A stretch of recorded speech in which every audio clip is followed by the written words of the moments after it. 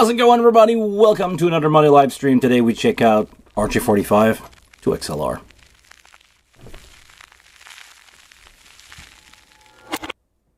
Glad to be back with you. Always a pleasure to do these Monday live stream. Today, guys, I come prepared. First, actually, hold on. Hi, if it's your first time on the channel, my name is Guillaume. I'm a live sound engineer, and I like to talk about anything that has to do with the world of live sound, live production, consoles, microphone, in-ear monitors. I love in-ear monitors. And nowadays, we're playing more and more with Cat cable. Isn't it true that now every sound engineer is a hobbyist IT guy? Pretty much, right? So it came to our attention, or it came publicly known within the last few years a lot, that RJ45 connection, I know a lot of people don't like that, but basically Cat 5, Cat 6, 7, 8 cable is a really good conductor for sound. And there are some options out there. I've made a video explaining Cat or RJ45 to XLR using Cat 5, 6, 7. As long as you have basically a more than Cat 5, so Cat 5 E and up shielded connection, you're golden. You don't need, don't spend any extra money. If you cannot find affordable Cat 5e, just go with regular Cat 6, Cat 6a. It doesn't really matter when it comes to analog, because this is not Dante. This is analog. We're just using the cable and the connection to basically make your DIY personal snake. Bring everything together into one cable and split it out at the other end. This is really useful in rack situation. If you want to patch stuff in between rack, this is probably what I'm going to do with my connection. If you want, you have a setup in there, you want to jump between a rack, you just take a Cat 5 on one end, Cat 5 to the other end. 2 if you need, basically it's 4 balanced connection per cable. You can just make yourself a really easy understandable patch in between rack or in between a performer and your stage box. You run a little box like this at the front of the stage. Let's say that you have a guitar player running stereo guitar out, a vocal, and a acoustic mono guitar. You just drop that in front of your guitar player, and you just run a single cable to your patch, and you have everything that you need. You don't need to run 4 separate XLR. So that's a really cool way to use that. Also, you can use that for drums. You put a couple bucks, let's say $3 to go 12 input. It's 1 cable equal 4 XLR, and this is actually what we're going to build today. Make sure to let yourself known in the chat. By the way, I'm watching the chat. Always make sure to have you guys here. We're going to start with a few questions. Best mic for system tuning. The one that you have and the one that you have with a profile. What I mean is, good measurement microphone usually come with a USB stick, and they have been measured in a anechoic chamber. And they will give you the measurement of that microphone, so you can null out the microphone and use that microphone with basically any system, but it's going to be convert back to flat. It's going to null out the color of the microphone, because in life, let's be honest, there is nothing that is 100% flat response. Every microphone is different. Actually, I'm going to do a video soon where I recently purchased a lot of old SM58. Probably going to use that over Cat. But I purchased a bunch of old SM58, and I'm going to do a video where I A, B, C, D test them. Just to, you think an SM58 sound a certain way, but have you ever tried multiple SM58 on the single, same cable, same XLR, same vocalist, Have you ever done an A/B test of that and go, oh, that microphone is like different in the mid. That microphone is different in the high end information and the low end information. The older, I've realized at some point that the older 58 have a more pronounced mid range or less low end for some reason. So the mid range of the 58 is more there. Is it because it's old? Is it because the few that I had were beaten in a similar way where they had a lot of moisture in them and they react a certain way? I don't know, but this is something that I realized. So eventually I'm going to do that. But yeah, to answer your question about the microphone, tuning mic, the good one that you can buy. I'm personally using the Beyerdynamic. Do I have it here? Yeah. The Beyerdynamic MM1. Let me do this here. Oh, hold on. Do I have my... No, I'm not in OBS. There we go. Ah, come on. I should be able to do that. Okay, we're going to go manually then. There we go. So I'm using a MM1 from Beyerdynamic, and if I can put it on the spot here, you'll be able to see it. Cool microphone. It came with not a USB file for this one, but I do have a graph with matching serial number that tell me the color of this microphone. It's pretty much flat with a tiny boost at 12K, which in case of a measurement microphone will result in the negative of that EQ curve. So I don't mind having not enough or 1 or 2 dB less of 12K if I ever measure with that microphone. But as long as you know that, it's good. So yeah, that's one that I have. That's the one that I'm using from time to time. I'm not using that much, to be honest. I don't have a smart system. Eventually, I'm gonna give that a try a little more. But yeah, this is the one that I have. Beyerdynamic MM1. There's some other good option out there if you ever want to use something else.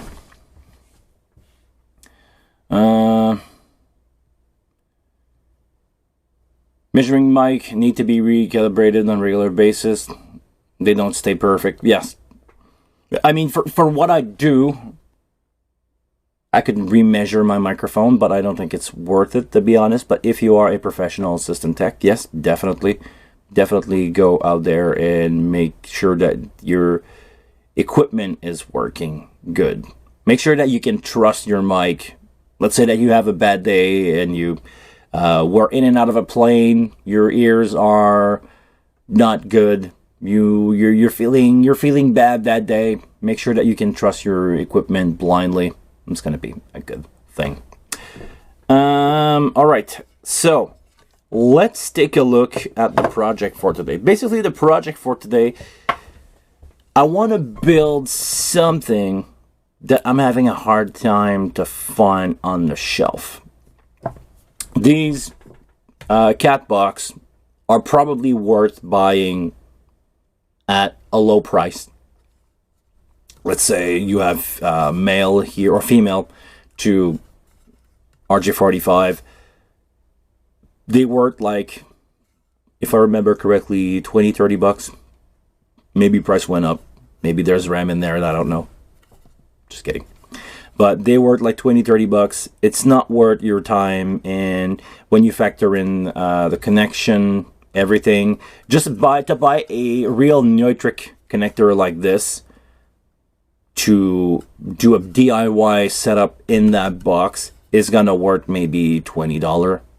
So is it really worth it when you factor in all the connection and everything? You're probably you're probably better to just buy that off the shelf. But when it comes to male RJ45 to 4 XLR, I cannot find affordable solution. I can only find, especially even female one on cable that are really expensive. So this is why I want to try a couple things today. I have 2 types of cable, and if I can go back to my top camera, I'm going to show you guys the kind of cable that we have. I have two kinds of cable. This is Can Air cable that I have laying around. This is what I'm using for all my DIY stuff. Really small 24 gauge Can Air, shielded with a foil. Really cool cable to use. I've been using that batch of cable for years. This is one that is no longer used, and we decided to remove out of bundles because I have a few bundles for some bin that I'm still carrying around. This one is, you know, leftover from an install. This used to be a vocal. It's labeled VX for some reason, and I don't remember. This is something that I did more than 12 years ago, using really affordable connection back then because, well, budget. They seem to hold fine, so nothing to worry about with this connector. But I had that cable around. I'm gonna try it, and so far when I tried to insert all these cable into a male RJ45 connection, seems like I have enough room to make some things that make sense. And also I've already prepared, I cheated a little, I prepared a little bit here with a male boot XLR RJ45 coupler. So we're basically gonna build this thing and we're gonna seal it up with a Ethercon connection. So this is one cable that I want to try. I have a few of these metal RJ45s, so I'll be able to do a couple more, and if we ever fail to build one, I can redo that. After that, I had some leftover from a Snake laying around. Try not to drop everything. So this is your typical Digiflex Snake multi-pair cable, white multi-pair stuff that you guys seen before. If you ever play around with patch, let me bring that up to the camera just so you guys can see. Is it right there? It's right there. Can I focus? Can I focus? This is basically white numbered cable that I've been using for years. I took number 9 to 12, so 9, 10, 11, 12 out of the few that I have. I think this is cut from a 24 pair Snake. Actually, we're not going to need those anymore. So I'm going to try to build with this cable. It's also 24 gauge, by the way, so if you wonder why I'm using 24 gauge, is because of the connector itself. RJ45 connectors, I'm not going to talk about Cat5 here, I'm going to talk really about RJ45 connector. The pass-through that I'm using are made for 24 gauge, so if I ever want to slide these in and make a pair that is passing through the hole of the connector, I need to have the right size of wire to do that. All the ground will be connected together and soldered to the metal part of that metal RJ45 cable. But yeah, I'm gonna try to DIY that. It's gonna cost me pennies to build, maybe a few dollars if I factor in all the connections. But yeah, XLRs by themselves are affordable. If you want to give yourself a really affordable setup, you can use Chinese connector. If you're good at soldering, you can get away with these. I recently purchased no-name Ethercon on importer website. I'm gonna name any, but I'm gonna say importer website. And because they do not interact with the sound, it's just there for protection and maybe a little bit of shielding. I don't mind using off-brand. Otherwise, for my XLR, I would strongly recommend Neutrik connection. And speaking of Neutrik connection, the next time that I'm gonna build some of these, because this is just a test for me to try, we're gonna use probably something like this connector, which is not built the same way. Let me undo that.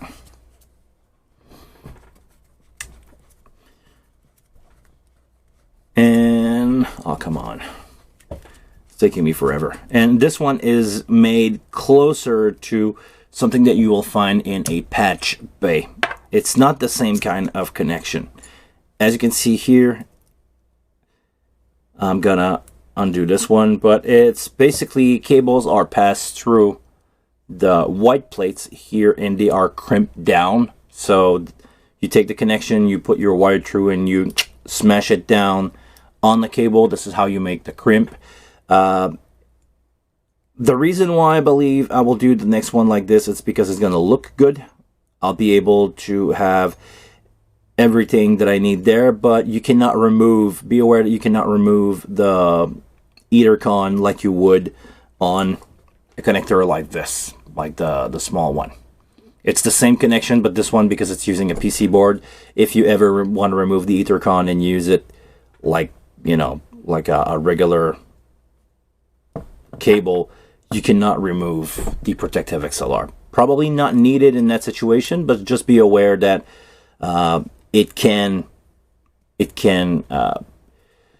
give you a hard time if you want to try something DIY without using Ethercon connection everywhere. Also, something that is cool about these connection is you can buy ring, you can buy colored ring to put on these. So if you want to color code your stuff, you can remove that little ring from here. I'm not going to do it because I don't want to destroy it, but you can remove and replace the ring with colored one. So here I have 1 through 5. If you guys know your color code, it's brown, red, orange, yellow, and green. And you can color code your stuff like that. So that's going to be my option for the future one, of the more probably more professional one that I'm going to build. But yeah, this is what I'm going to do today. We're going to go over building one of these. We're going to test it out. And the first thing that I want to do, which is going to be a little bit in the butt, is I'm going to try to figure out the pin out for these bucks. Oh, and actually my meter is ringing just in time because this is the part where we're going to need it. So I have my trusted, is it a Clang? Is it, what's the brand on these? I don't remember because I put my name on it. But I have my multimeter here. Doesn't really matter the brand, but I purchased a good one, which is strongly recommended if you ever want to spend money once. What we're gonna do is I'm gonna show you guys the top of that RJ45. We're gonna poke from the side here. We're gonna start with the pin 2 of our XLR 4. Or actually, should we start with 1? We're gonna start with pin 2 of our XLR 1, and we're gonna figure out the pin out for that little box right there. I'm gonna bring some lights. Oh, come on. Did it shut down on me? I think it just shut down on me. The battery saver option of that things are amazing when you forget it, but when you want to work, a little more annoying. Okay, so right now I have my red connection in input 1. And I'm going to light up the connection here. And we're going to try to figure out what is the pin out for that RJ45. We're going to start at the right. So when you make a male connection, it's going to be the first one on the left. So the orange pair, if you were to do Cat 5 or Cat 6, we're going to start with that. Do we have connection here? No. And I'm moving inside the connector. Sorry about the angle. I'll try not to film my finger here, but it's hard. Let's see. Oh, we have a pin, which is pin 5. We should write that down, right? Pin 5. Let's go and figure out what is pin XLR 1 pin 2 is. It's pin, hold on, pin 3 or 4? 1, 2, 3, 4. So XLR 1 is on pin 4 and 5. Anybody taking notes? Or actually, can anybody take notes? Pin 4 and 5. If I remember my color code, hold on. If I remember my color code. Or actually, you know what? Let's build it one at a time. It's going to make it more interesting. So I have a cable here. I'm using, we're gonna use the one with the numbers. I'm gonna use my cable 9, and we're gonna slowly insert those into our connection, and we're gonna make sure that we have the right thing here. One thing to notice is if you are working with RJ45 connection, usually when I strip a cable, I strip about that long. And I'm gonna do it in front of the camera. I strip about that long, maybe a little less than an inch, maybe 1 or 2 centimeters, and that's usually enough. But to work with RJ45, let's move out the coffee. I'm gonna need longer than that. We're gonna need about double. So usually I use my plier as a measurement. I just go about the size of, make sure the connector is not going out, and that's about right. And now we're gonna do about double that. So we're gonna do this.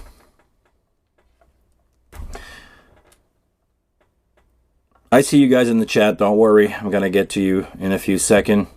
Michael, good to see you, man. In the duh is in the chat, ladies and gentlemen. Make sure that you go follow his channel. He's got a really cool channel. And that gave me enough time to get ready for this. So usually when I'm doing XLR, I'm using white as pin 2.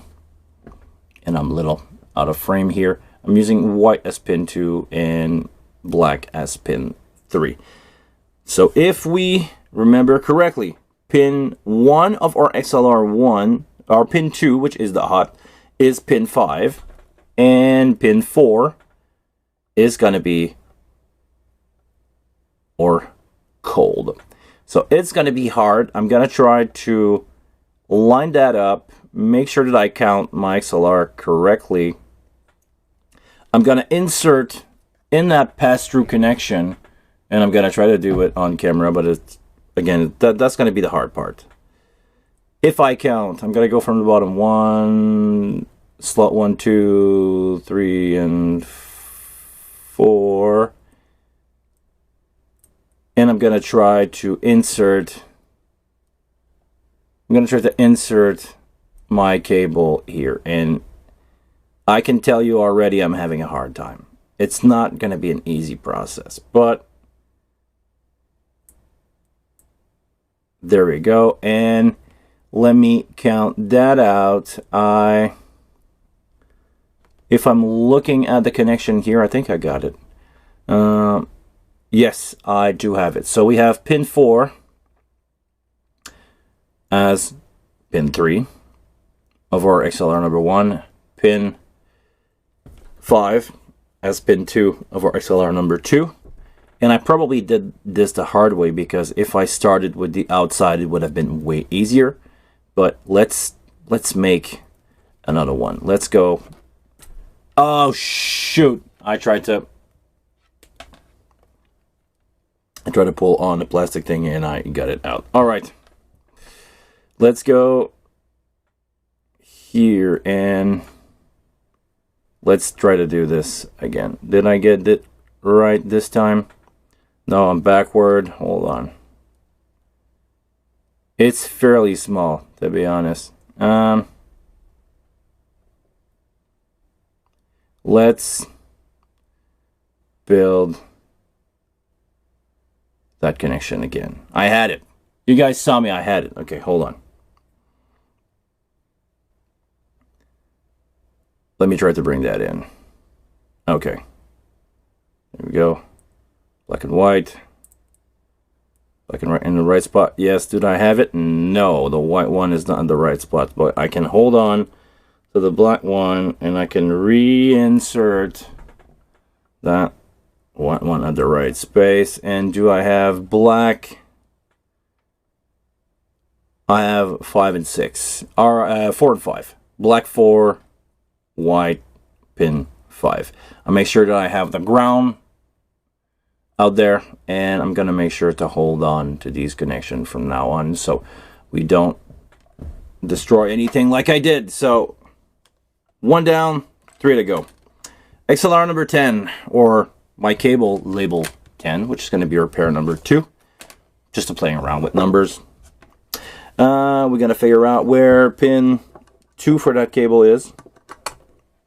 I'm connected to pin 2 of the XLR. And we're going to try to figure out the pin out for this one. Is it going to be pin 1, 2, 3, and 4? No, it's not. 5, it's not. Oh, 6. Pin 6. And I guess this one's going to follow the other one, the RJ45 code, and I'm going to guess it's going to be pin number 3. Yes, pin number 3 for pin out 3.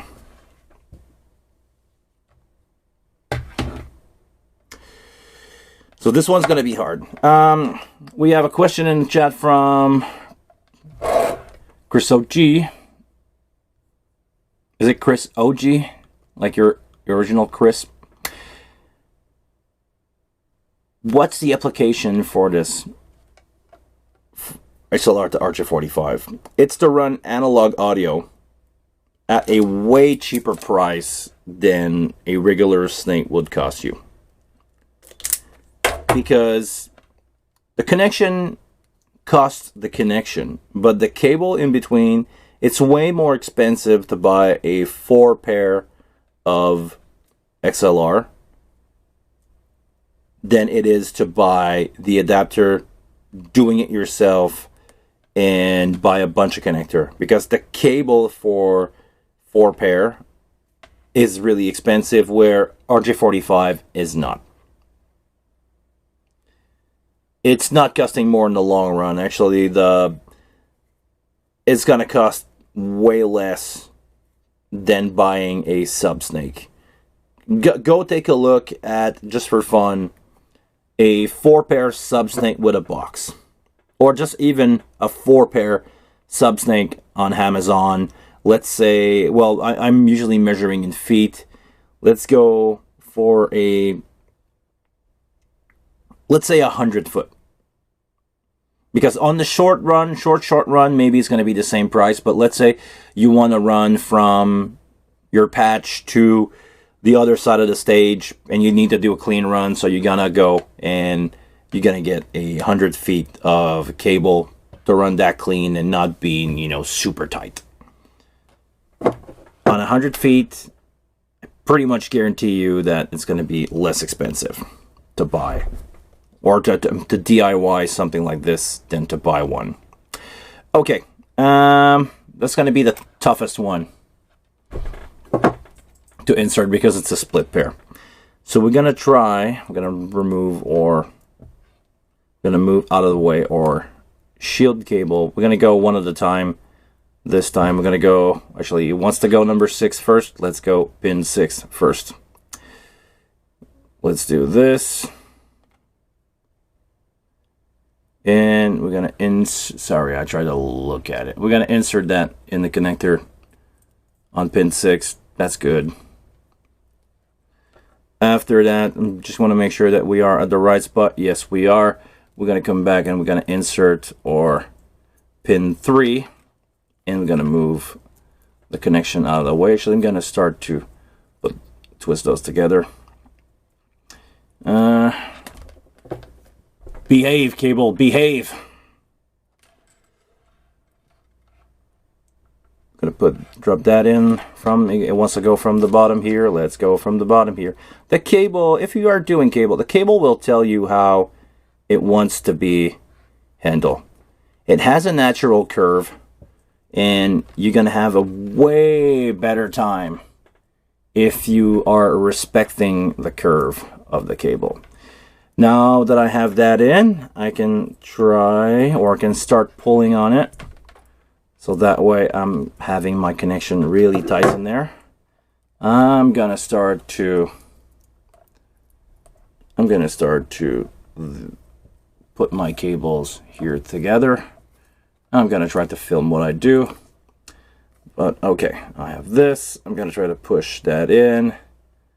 And I'm prying the cable on the other side just to make sure that they hold in tight. Alright, so because I did a little bit of research, I know that I'm gonna have a few more cables. I'm gonna have one pair here on the top for where it's usually brown, and I'm gonna have another pair at the bottom, which is usually my orange pair if you are doing RJ45, but because we're doing XLR here, it might be a little different, but let's give that a try. I'm gonna start with cable 11. Again, I'm using these leftover from Snake, so I'm gonna give myself a good, actually, make sure that you have really flush connection to make it easier for you to hear on the, to enter the RJ45 connection. In the you also got less signal loss compared to a 200-foot XLR run. Yes, go take a look at Dave Ratt's video about that. He's running something crazy like 1,000 feet or almost a mile, so almost 2.5 kilometers of RJ45, and he's getting way more signal or less lost at the long run. Let's go XLR 3 pin 1, and let's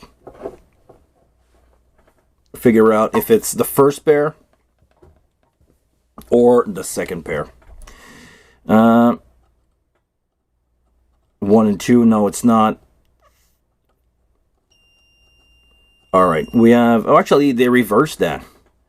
We have the last pin 8 on the RJ45, so the last one, pin 8, which is pin 2, and we're going to go pin 3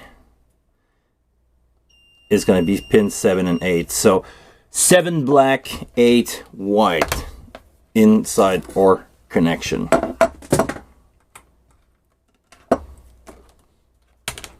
Seven black, 8 white in the connector. Can you guys see what's going on here? Yes. So this one should be easier to just slide in because the other cable are already taking place, so I cannot, or I can, it's going to make me harder to mess that up. So yeah, that's good.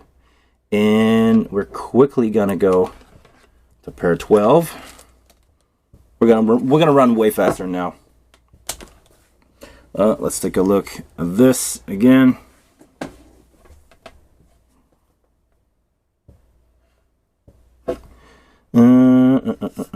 Let's go pin 4, or actually XLR 4 pin 2, and I'm gonna guess it's gonna be pin 1. No, it's not. It's pin 2, and pin 1 is gonna be the first one. All right.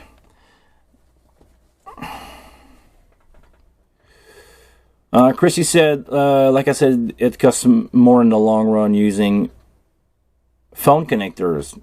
And it sounds like, why would you use phone connector? We're using Ethernet connector, which is way different. It's not the same amount of pin, and it's not the same kind of cable in between, because we're going to use a reliable RJ45 Cat 6, Cat 5e, Cat 7 actually, which is isolated, shielded, twisted pair, and has a better relationship with long distance than any other XLR available on the market. So I must disagree with your comment. No, it's not going to cost more. Actually, if you want to have long runs of cable, this is a more affordable and more and a better option. You're gonna get better signal, and you're gonna get a longer run for way cheaper, money-wise. So is it worth it? I think it's a win-win situation. Sorry guys, I did that. I did that out of the camera. So insert that in. There you go. And now what I'm going to try to do is I'm going to try to make sure that all my connections are pushed as far as I can in the connector. so they are almost even. And I want to make sure that they are pushed in there, because the amount, it's probably not going to do much for XLR, but usually when you're doing RJ45, you want your twist to be as tight as possible to the end of connection to make sure that you have a good balance signal. And yes, I'm using the word signal even if we're talking about RJ45, because it's digital signal, but still signal. All right, so I've pushed that in and I've pulled on all my XLR as much as possible. We're going to crimp that in, no double check. We're going to YOLO that connector.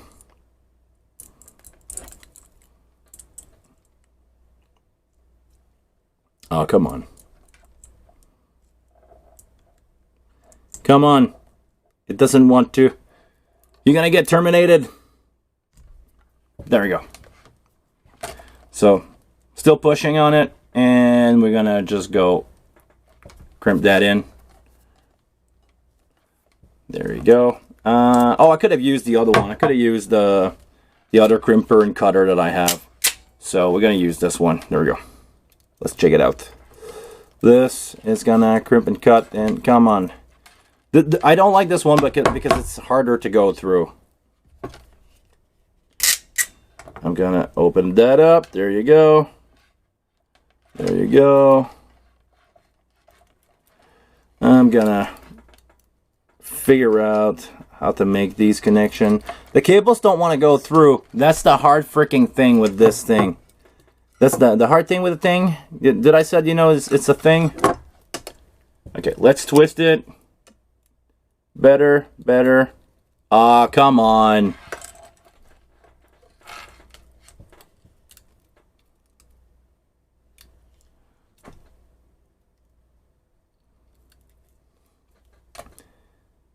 Stop giving me a hard time. Just want to terminate that connection. You don't want to get terminated? That's the thing. Anyway, it's going to take me half an hour to do this. So, yeah, in the long run, if you want to play on Word, yeah, it's not worth my time to do it, right?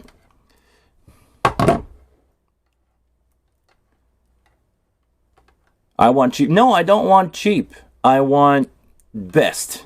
And actually, it's going to be a better. It's going to be a better solution for a long run. There you go. Now I got it. So we're going to cut that real fast.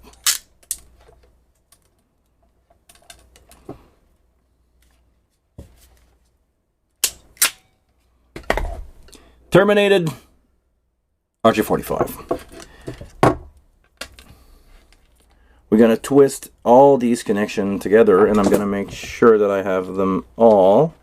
Like I'm not missing one, like I have right there. I'm missing these two here. We're going to twist these together because all the grounds are going to be common on a RJ45 box like this.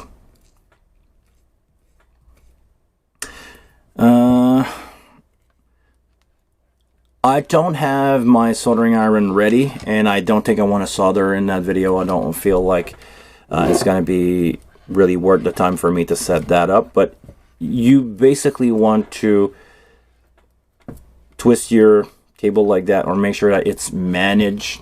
You know, I've twisted around the connection all the ground, and I will drop a blob of solder on the back of the connection here to make sure that this shield is always making contact with the RJ45 metal part, because a lot of people seems to confuse this part when it comes to making your shielded cable RJ45. This is the shield. You don't need the ethercon.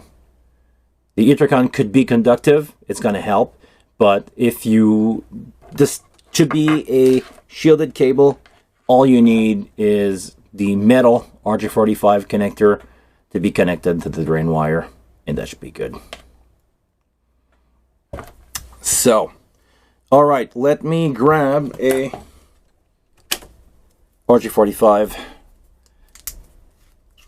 cover commonly known as Ethercon, and I'm gonna grab this from a retired cable.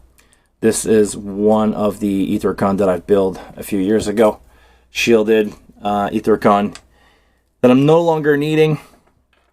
Thank you very much for your service. And we just gonna drop that boot here on the cable.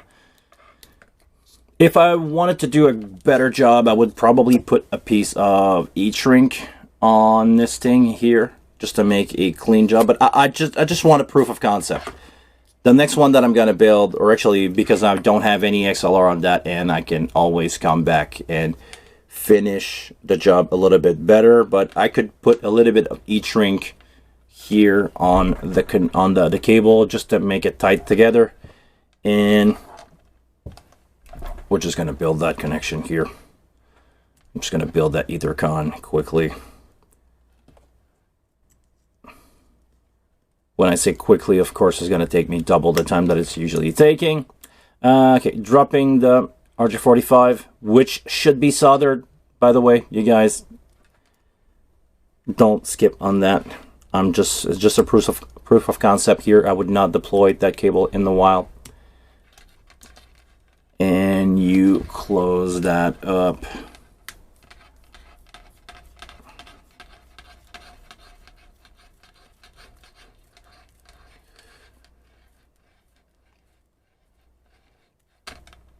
And now you have, once it's closed down, you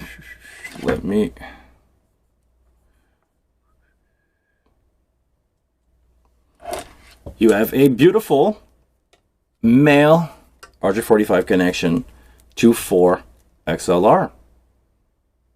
So far, cost of cable is probably $1. And other XLR is going to be maybe let's say worst case scenario $5 each. You can have $30. That's way more affordable than just buy one pre-made already. What's going on in the chat here? Sorry guys, I was busy looking at some stuff.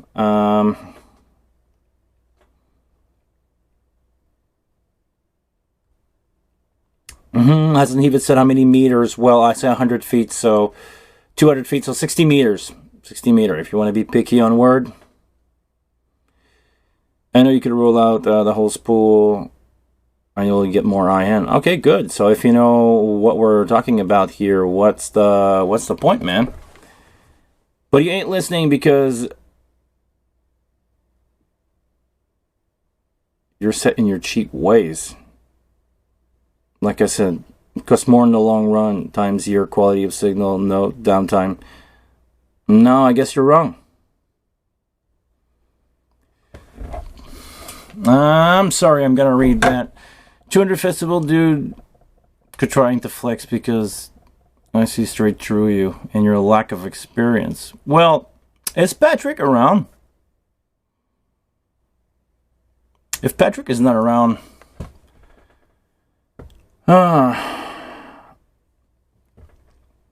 well, Chris, congratulations, you have your 15 minutes of fame. But I'm not sure what you're trying to achieve here. Like, if you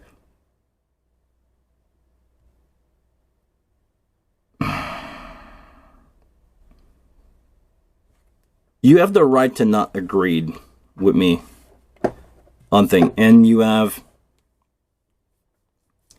no, I said 200. I said on a 200 feet run, not 60. But Chris, I appreciate, okay, let's be honest here. Chris, I appreciate people that have different opinion, and I'm really open to have different people from a lot of places in the world to have different background culture and not expressing themselves correctly. But if all you want to say here is that I'm wrong and I'm cheap and I'm a fraud, and I'm paraphrasing here, If you want to say that this is it, I don't think it's the channel for you. As long as you're not disrespectful and you don't say bad thing here, you're more than welcome to stay. I'm really open to criticism and to have a view from other people. So as long as we keep everything here constructive, and you don't try to call me a fraud because you see right through me, consider this as a warning. I'm not usually the kind of guy that ban people from the chat, but if you're more than happy to comment in the video, I'm more than happy to have you around if you want to have constructive criticism and you want to bring arguments about why this is not a good idea. I think this is a really good and affordable way if you build your thing correctly, but if you don't agree, it's okay. Just keep it cool, man, and we're gonna have a good time. I'm basically building this channel to help people around the world getting better result with their audio overall. This is a really good and affordable solution that I've deployed on many shows.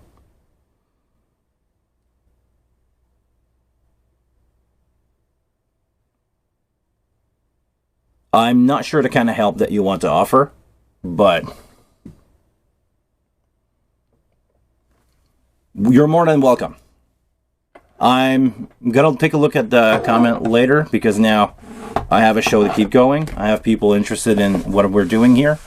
So let's move on to the next one. We have this connection here that we're gonna test later. I'm gonna scan the other end of these and we're gonna double check or patch, but let's move on and let's build one with no number. I'm gonna test them and relabel them later, but this one is considered done. Just need to be tested as a proof of concept.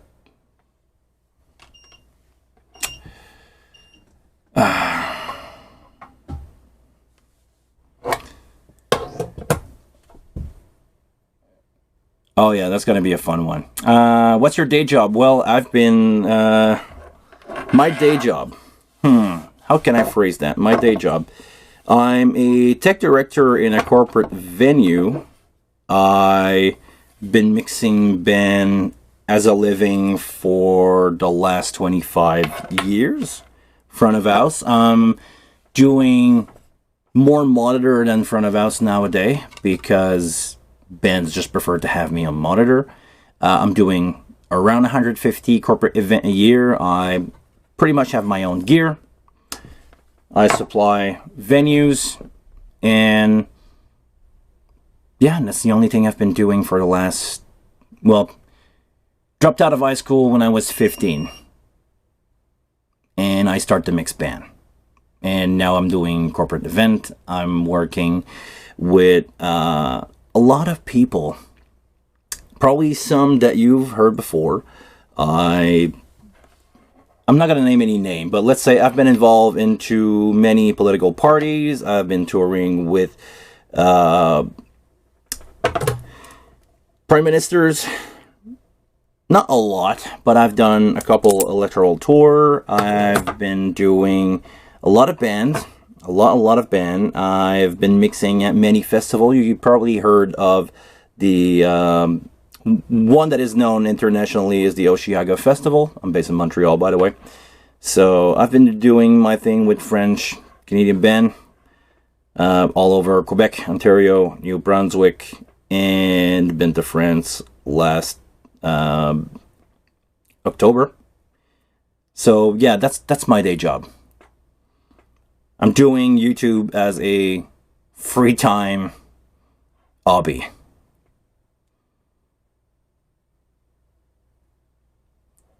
What's your day job, Chris? Let's get our cable ready. We're gonna prepare that.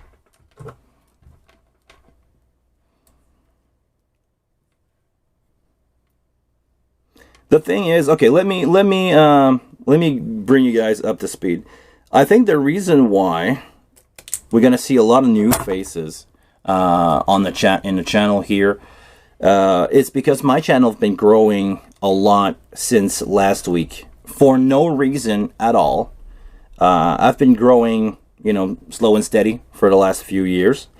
And out of nowhere, I recently got more than 1,000 subs in a week, which is uncommon in my growth. I've been growing, like I said, slow and steady. I've been doing YouTube for a couple years now. Some of you guys have been around for those years. Thank you very much for being here. And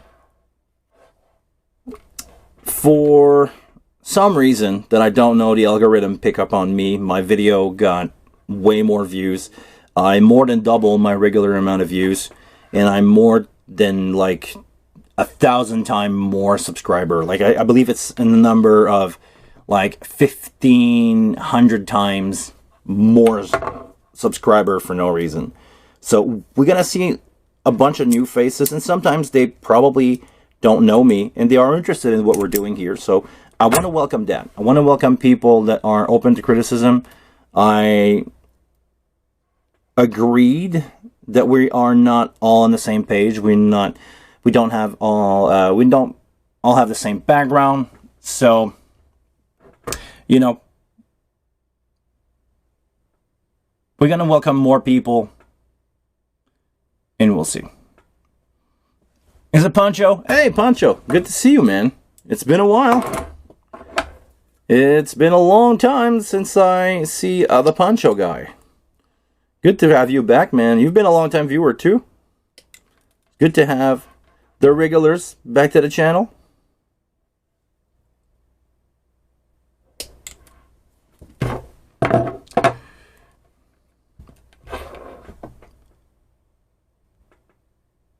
Well, same for me. I'm not here to prove anything. I'm here to have a good time and to basically, I want to build the channel that I wish I had as a reference many, many years ago when I started. It's, you know, when I was 15 and I started to do sound, I had to learn from older guys that were not interested in playing around with a kid. So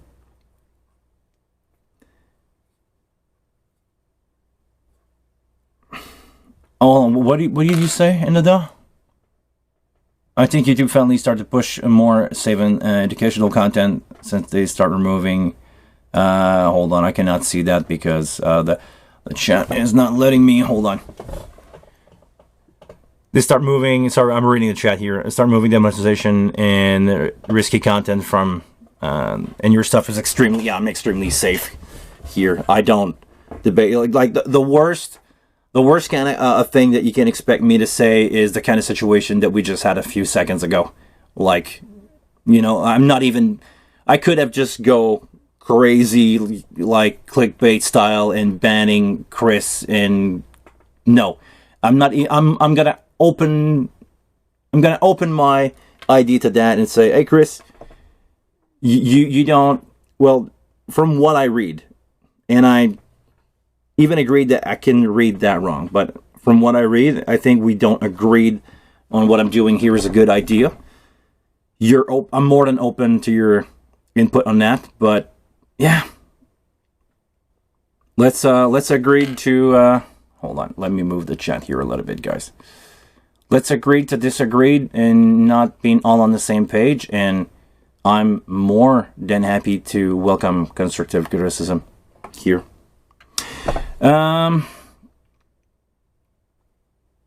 Yeah, I'm not to go back on in the DOS comment. Yeah, I'm not a risk for YouTube at all. I try to not even swear. It happened, but I try not to even swear on the channel. So I'm gonna do one. I'm gonna try to do one a little quicker here. And yeah, do you guys have a good memory? Can you help me remember what's going on with what's going on with the inputs? Because I don't have any numbers on the cable that I have here. I'm just gonna do the right pattern, and after that, I'm gonna figure out the right pin out. Like,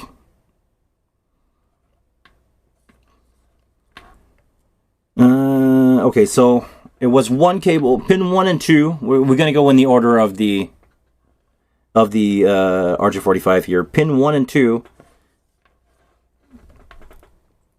is gonna be one cable. Pin 3 and 6, starting with the black, is gonna be another cable. So I'm gonna just do pin 3 here. I'm gonna leave the white one open. Can you guys, can I do this? Hold on, can I do this? I'm gonna do this. I'm gonna change the camera angle. I'm crazy like that. Let's go. So one cable, I'm gonna leave the white one here on top. I'm gonna insert another cable, and if I remember correctly, I'm changing the order. I'm just gonna look at the other one quickly. So black, white, black, black, black, white, white, and black and white. So I'm gonna do 7 and 8. I'm gonna insert the other one with the right. It's a cluster F here, but I'm gonna make that happen. All right, this I just need to run a cable here in between. I'm gonna go orange and white, not black and white. Black and white. Come on, go in. Come on, come on. Come on, and I'm one cable off. Hold on. One slot off. I'm just going to slide that over. There you go. And I'm going to try to slide in the last one. There's only one spot where it could go. It should slide in really easily if I can just poke it to the other side of that cable here. Sorry, I tried to look at it while doing it. I just have that tiny one here. Okay, time to pull. Time to pull on it. I'm just gonna grab the plier.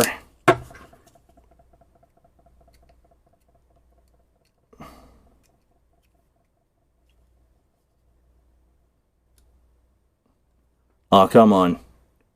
There we go.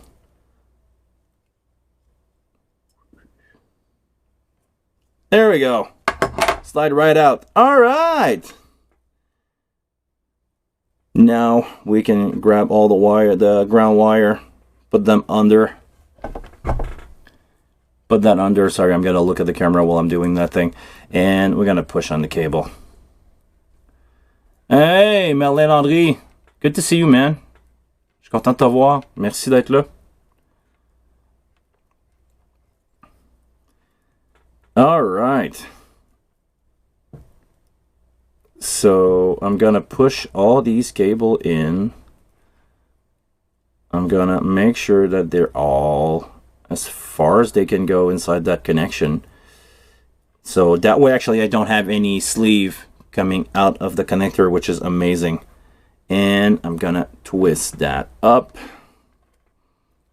Twist the shielded cable together because they're gonna be, again, soldered together. All right, can I push that a little more? And we're gonna cut that up with my least favorite tool in the world.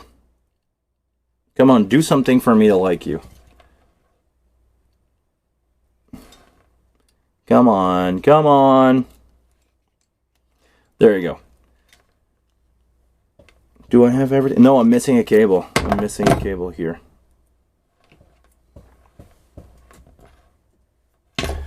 I'm gonna do this instead of trying not to focus on my end. I'm gonna do this. Okay.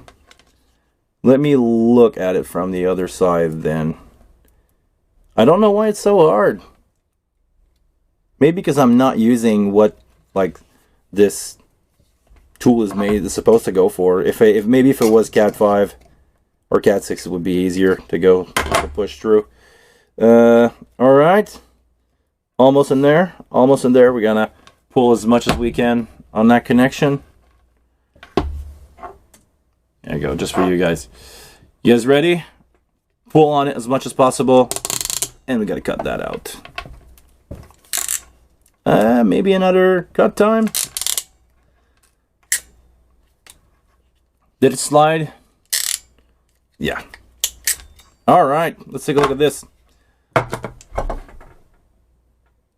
Same. Oh, I think I got the pattern wrong.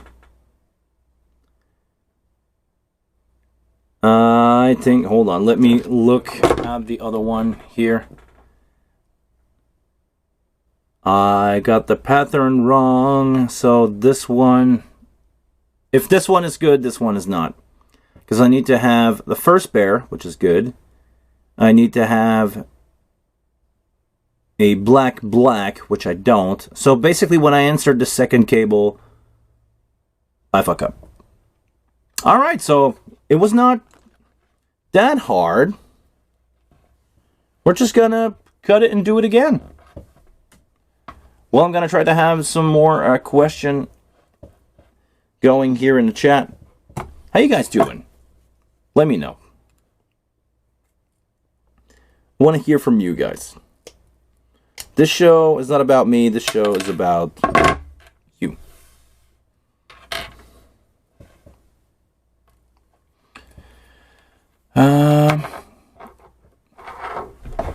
Should we just let that go? We're just gonna let that slide. Okay. From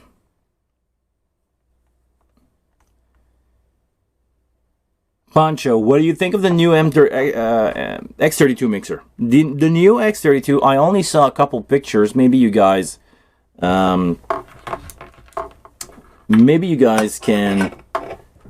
give me some more information about that. I saw a few pictures of the X32 and it looks interesting. Quick one here. What Letterman to use? I'm using the Curl. Let me bring that up here. I'm using the Curl. I've used the big one, the big version, the Wave. And looking at the spec of this one, when I needed to replace mine that was almost 10 years old, I decided to go with the Curl. It has basically all the tool that I need. It's the Wave that I used to have had 4 blades or file, wood blade, regular blade, and I don't remember what the other one was. Was it a metal blade, metal file? Anyway, it used to have 4. This one only has 2, but let's be honest, I'm only using this one most of the time. If I ever need to file down something sharp, I have the metal blade here with the file, so I can use that up. Inside, well, Phillips screwdriver, tournevis étoile, and bottle opener. Don't really use that, or not that one. Big flat screwdriver, this little blade here, and pair of scissors, tiny pair of scissors, which is my usual suspect when I need something on a Letterman.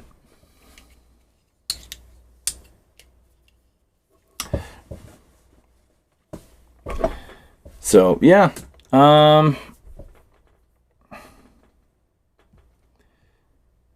that's a really interesting quote here from Chris. A wise man will learn from his mistake, and an even wiser man will learn from other men's mistake. Or others' mistake. Yes, I've been saying that for a while. For a long time. And I understand here that you don't believe in RJ45, but okay. I'm convinced. I've tried out that stuff. I invite you to go take a look, and not only Chris, I invite everybody to go take a look at Dave Rapp video about the subject when you run a long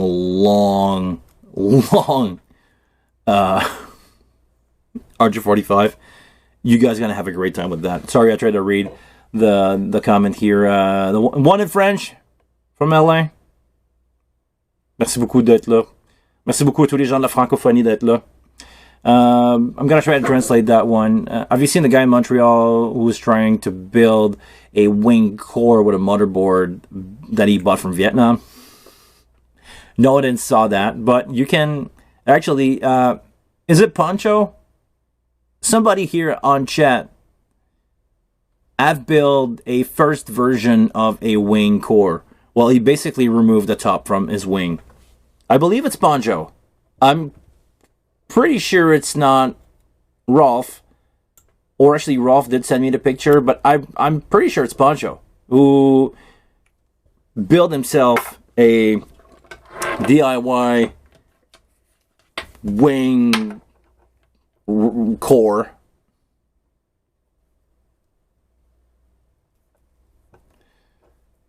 Hey Charlie, good to see you, man.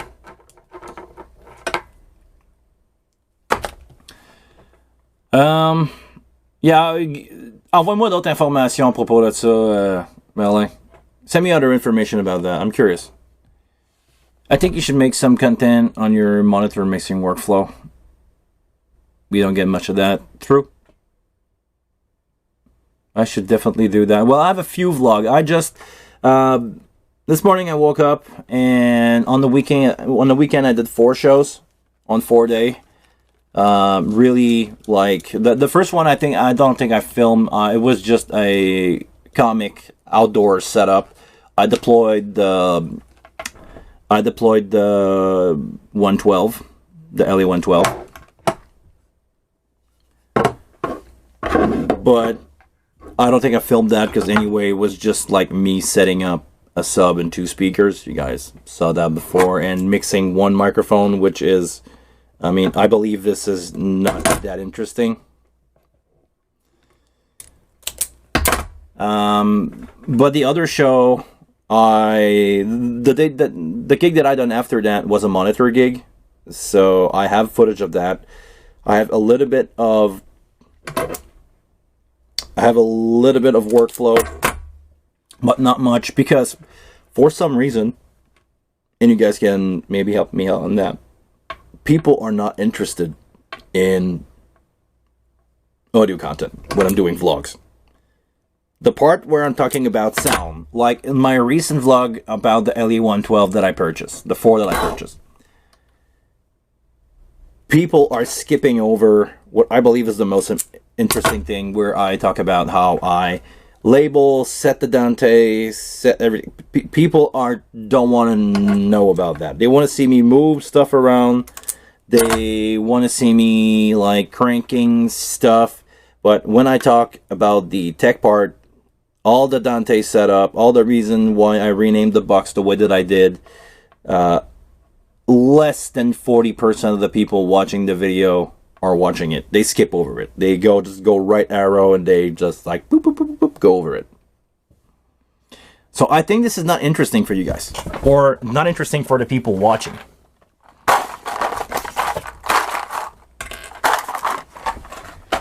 So I try to do my vlog now, and I tried to focus less on the too techie stuff, because people are skipping in my video that part. Okay, you guys need to tag me on Facebook on that. The unofficial Behringer Wing core. Okay, let's try to rebuild this again. Let's make it right this time. So I want to check my pin out. So black, white, black. Let's go with orange in our situation, in our case here. Orange, white. Now this is where I screw up the other one. Let's go black. Only one, black. And then, what's going on here? I need to have another black. Black, white. No, this is where... Yeah. This is where I screw up the other one.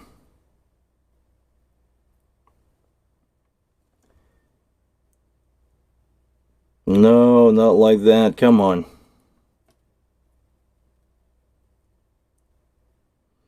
No, it doesn't want to. For some reason, it switched once I get in there. Okay, there we go. There you go. Now let me show you guys. Let Let me be a proud guy and go, oh, okay, I did it right. Because that's also a cool thing with RJ45 with pass-through cable. You can always double check your setup here. And did I start wrong? Do I have my two? Oh, I think I skipped. Okay, so it was a good practice run. I skipped one. I skipped one cable slot doing it. I have missed one. So let's go this. Let's go back to here and make that. Is it right? No, it's not. Come on. Okay. There you go. Now, okay, let's do it one more time. Here. I'm gonna do it on camera because it's more interesting for you guys. Come on. Orange, black, orange.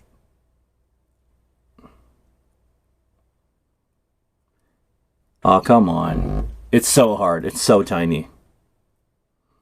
It is so tiny. Orange, and the white one is not in the right place, but I can just redo the white one, right? I'm just going to take it out, drop it back in. There you go. And now I can have the white one that is here. I can have that one, drop it back in, without losing the other end.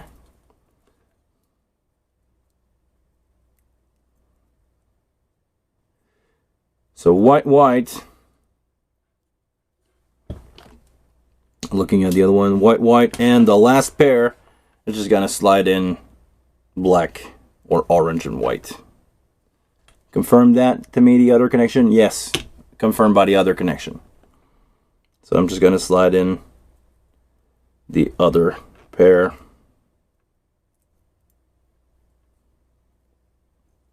And I'm gonna give myself some room. And there you go. Okay. Full on, fully made connection, and now I can look at it before crimping it, of course, and make sure that this is right. And I can push that in. I'm gonna try to make them all the same length. Not that it matters a lot, but yeah. I'm gonna try to push as far as I can my connection in there. And there you go. I have a full-on, sorry I'm looking at it. I choose a really tight camera angle. And I have a slight delay with what I see in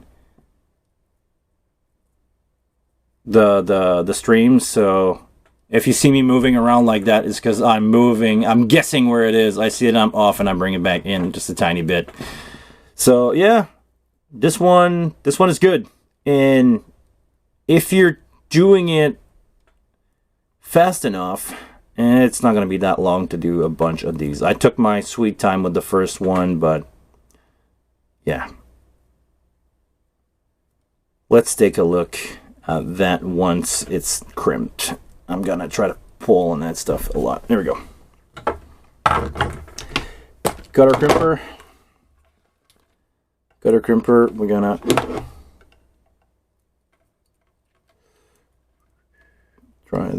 try that.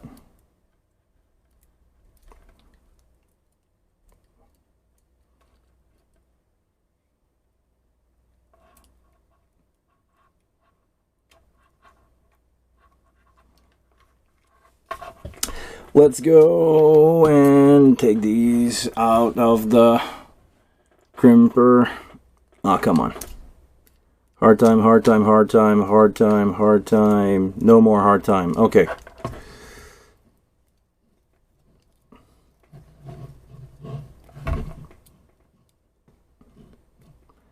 Okay. There we go. Now it's tight in there. I don't know why I'm struggling that much to get that connection in there. Okay.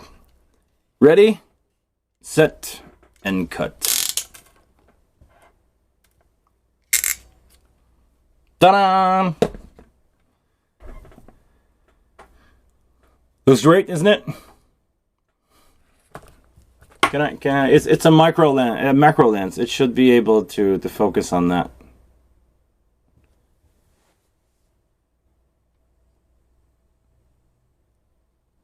There you go. Oh, sorry. Come on. Okay, so that's the connection. You see the all orange and white one there? It means it's a good connection. It's a good connector. All right. Hey, okay, what's going on, chat? Sorry, I've been doing this for way too long without watching you guys. You guys have a good time here. You have a good conversation without me. Actually, I'm gonna have to rewatch. I'm gonna have to rewatch the stream. Hi to a lot of people. Okay, question. We're gonna go over some question. It's gonna be a long stream today. We're gonna go over some question.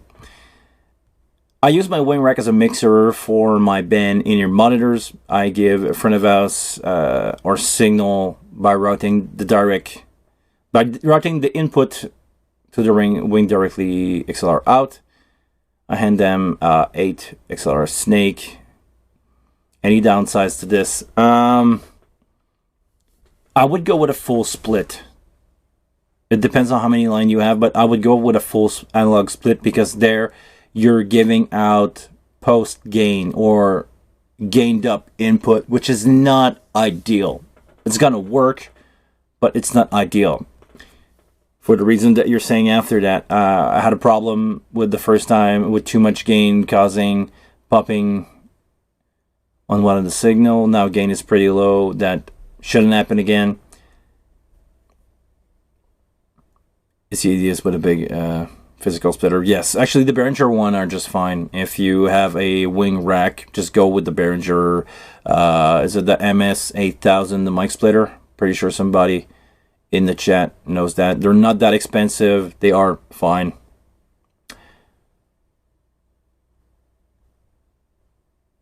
I would love to give them AS50, but the place don't seem to have no experience with that. A lot of people are not used to receive an AS50 line if they can, meaning if they receive an AS50 line, they would need to have X32, M32 wing, or, well, Midas use AS50, but the current console do not convert from 48K to 96K. Let's say that if you have a Midas HD96 in front of house, it's going to be a 96K console, so it cannot receive AS50 from your wing for now. Maybe in the future, some console will allow conversion directly at the socket. We'll see. Maybe in the future. So for now, you're using output on the rack. They're 8s. Yeah, maybe get a stage box. A stage connect device and end out 16 out, but if I were to invest at all into something, I would go with mic split.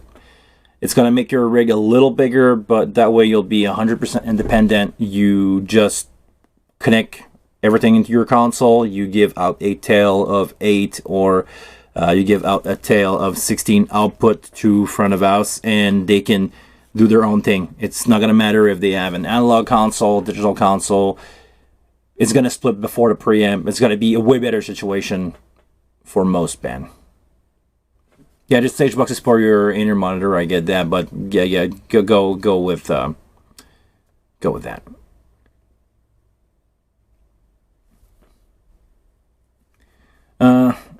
It's Marc Girard. Marc Girard. I don't know Marc Girard.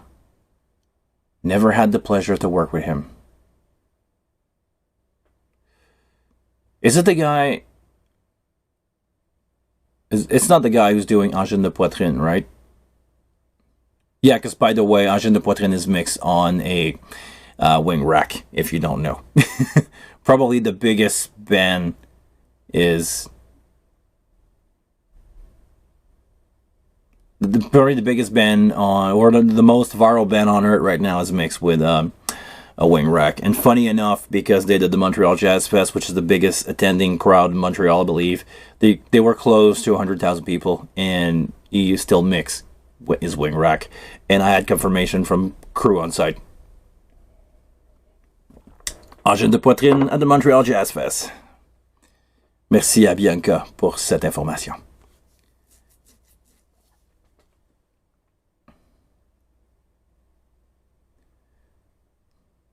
Yes, test it. Yeah, I'm gonna put some. I should actually just drop it on in my coffee, right? I should just dip it in there and see if it survived. Well, actually, it's gold-plated connector, so it's probably gonna be fine.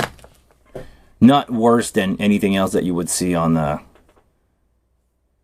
Not worse than anything else that you would see on the. On a regular basis of having water being put in your snake. Pancho, I use Ford Behringer 8-channel splitter. Work great. Yeah, as long as you don't like...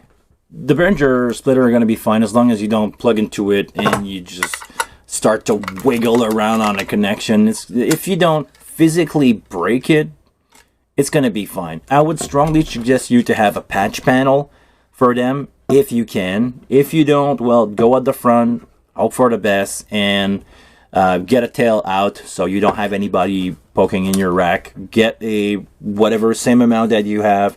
You have 8, get a 32 channel split, get a 25 feet of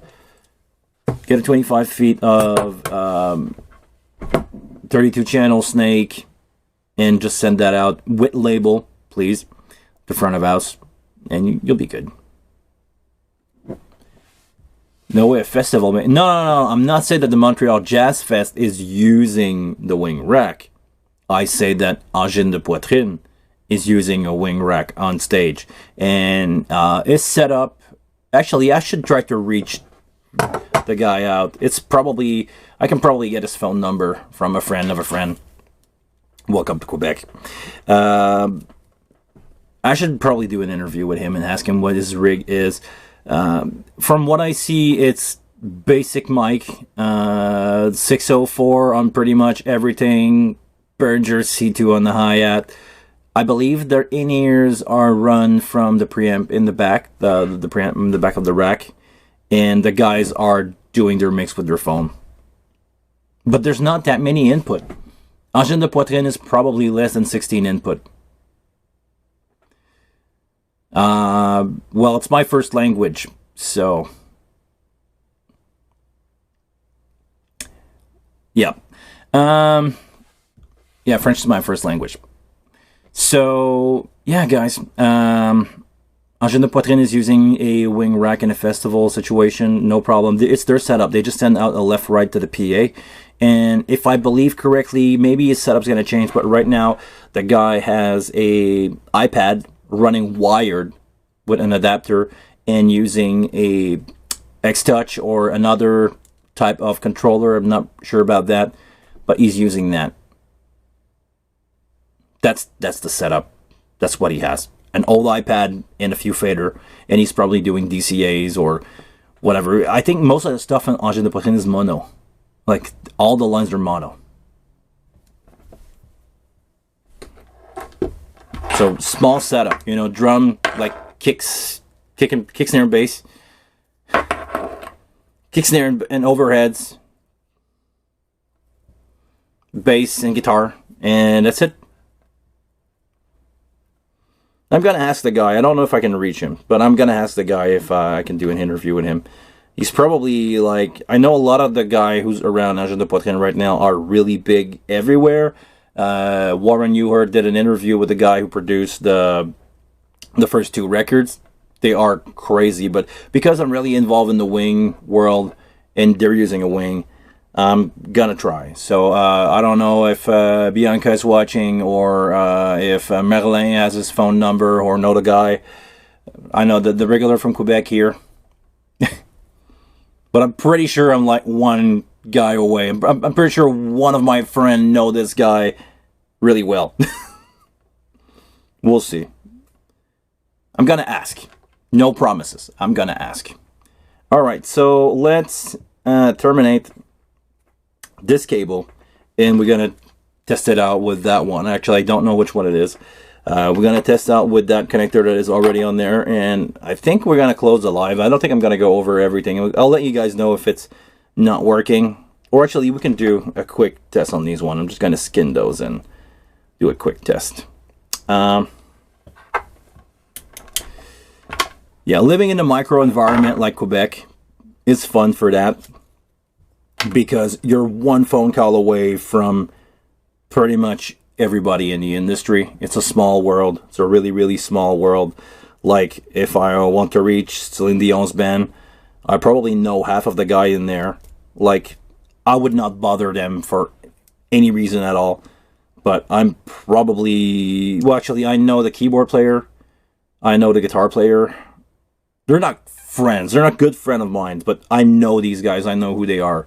And they probably know who I am, because I've mixed them, because they're playing with other people too. So it's not a brag at all, guys. Please don't take it as that.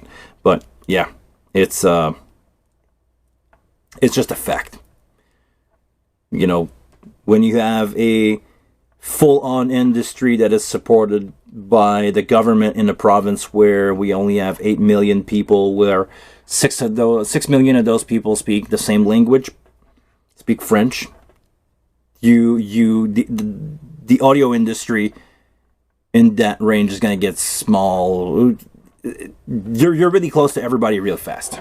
Let's put it out this way. You have to check yourself pretty much all the time, because if you're doing something stupid, it's a matter of minutes. You're like one Facebook post away from like everybody know the goof that you did. All right. That's looking good, man. That's looking real good here. Let me bring you guys in. That's a really good looking connector. It's looked nice, sharp. Actually, I was thinking about doing a E-shrink here. Maybe I don't even have to do an E-shrink there. It's looking really good. I really like the... I think I prefer the Canair cable that I'm using here, the black one, for that type of stuff.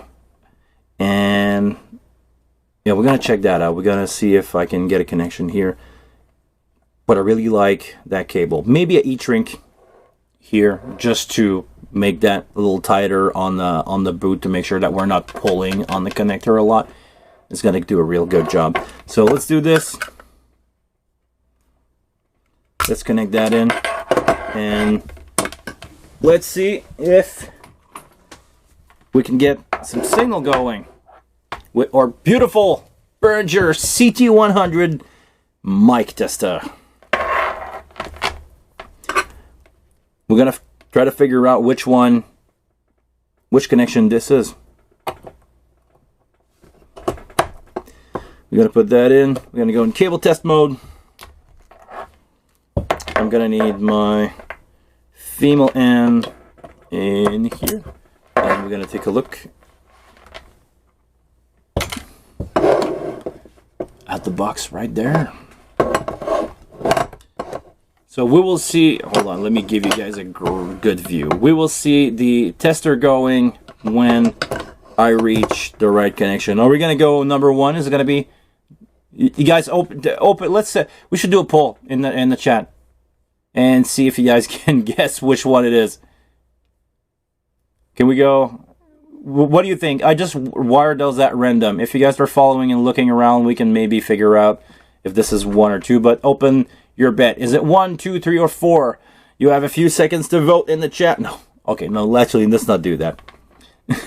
Let's go. First one. Did I accidentally wire that number 1? Pancho, go with number 3? Let's start with number 3. Is Pancho the winner here? Last one will be 4. Actually, Pancho got it right. It's number 3.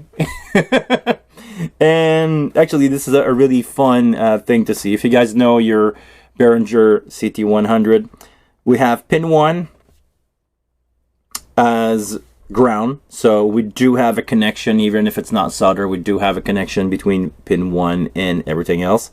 Pin 2 on pin 2. So that's good for us. We also have pin 3 connected to pin 3, which is also the right spot. So that means that cable here is connector number 3. Yeah, sorry. Let's go. Let's see if we have a ground connection everywhere else. We should only see light 1 going on all these XLR because they are sharing a ground. So, oh, we have a short here with connection 1. Oh, maybe it's in the way that the cable is cut. There is some short right there. I would not, because I don't have any connector on that end, I would not take that as granted. Oh, there we go. So yeah, it's definitely in the connection here where the cable has been cut, so we have a short there. So don't believe that, don't trust that. But as of right now, we have ground connection everywhere. This is good. We have a fully working setup. Well, actually with number 3 right now, but we do have a, hold on. We have a tail that has been made out for this box. Now that I know the pin out, and I know that I can not, well, I can do it quickly by not labeling the cable before. I just figure out which one is which after. So you just do a quick test afterwards. It's going to be way faster. So, yeah. It's a really good way, and good, affordable, and good looking. Seriously, good looking connection, good looking setup. I probably would put an E-string there, but I don't think you have to. It's just gonna make the thing a little last a little longer, maybe. So, yeah, we got a good setup over there. We've been going for an hour and a half, guys. Sorry, this is the worst chat experience that I had with you guys. I usually spend way more time with you, but I was busy doing some stuff today. If you guys have any question that we can go over quickly, I'm gonna bring out the keyboard, I'm gonna bring out the mouse. I can go over everything in the chat if you guys have any question about what we do or what we usually talk about, which is usually the Behringer wing. So guys, make sure to let yourself heard in the chat. We're gonna go with a few questions that you already have and make sure that you make yourself heard. Does anyone use the M Live Beat Beat? I'm in a Ghost tribute band. Oh, nice! I love Ghost. And we use it for a backing track, click cue, MIDI control, and some video. Really nice. It's a lot easier than it's a lot easier to use on the smaller laptop, and smaller than a laptop. I'm gonna learn how to read. Sorry, English is my second language, right? I never tried that one out. This is the one that Scott, what's his name? Scott Yulee, something like that, posted on YouTube a few, months or a year ago.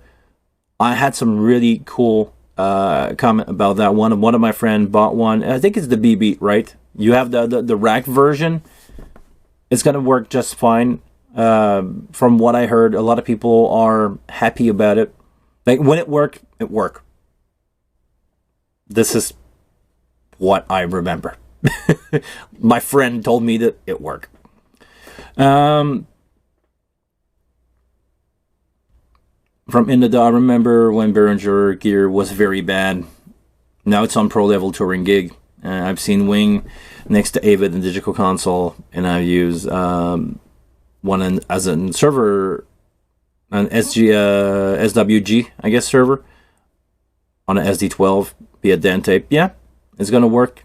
It's actually, the Wing is the most affordable and best affordable converter that you can buy on the market right now. It can convert from Dante, Wave, soon MADI, and AS50, and you can deal all the routing of all that stuff, and USB. Also have 48 channel of USB.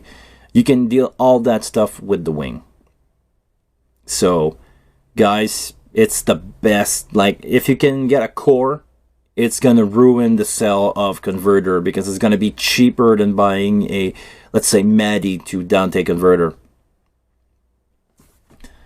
Okay, yes, Scott did Scott did a video on it. Yeah, I discovered that from Scott. It looks like a really cool unit. And again, some of my friend that purchased the smaller one and not the rack mount.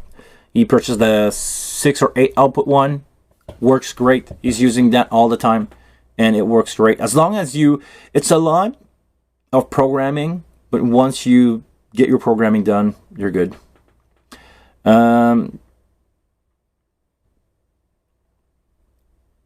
I heard that pin 2 and 3 are not in the twisted pair. Yes, they are. Well, actually, if we're talking about the unit that I did there, yes, they are. They respect the twisted pair protocol from, I don't know, I try to remember the number.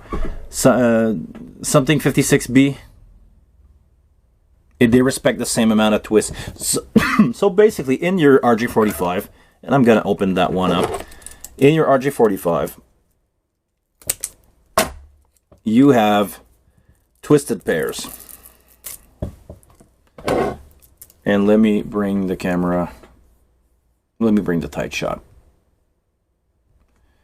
You have 4 twisted pair, the blue and white. Well, actually, it's all in white. Orange and white, green and white, brown and white. The 4 twisted pair, and this is my ground wire. The 4 twisted pair are a balanced cable.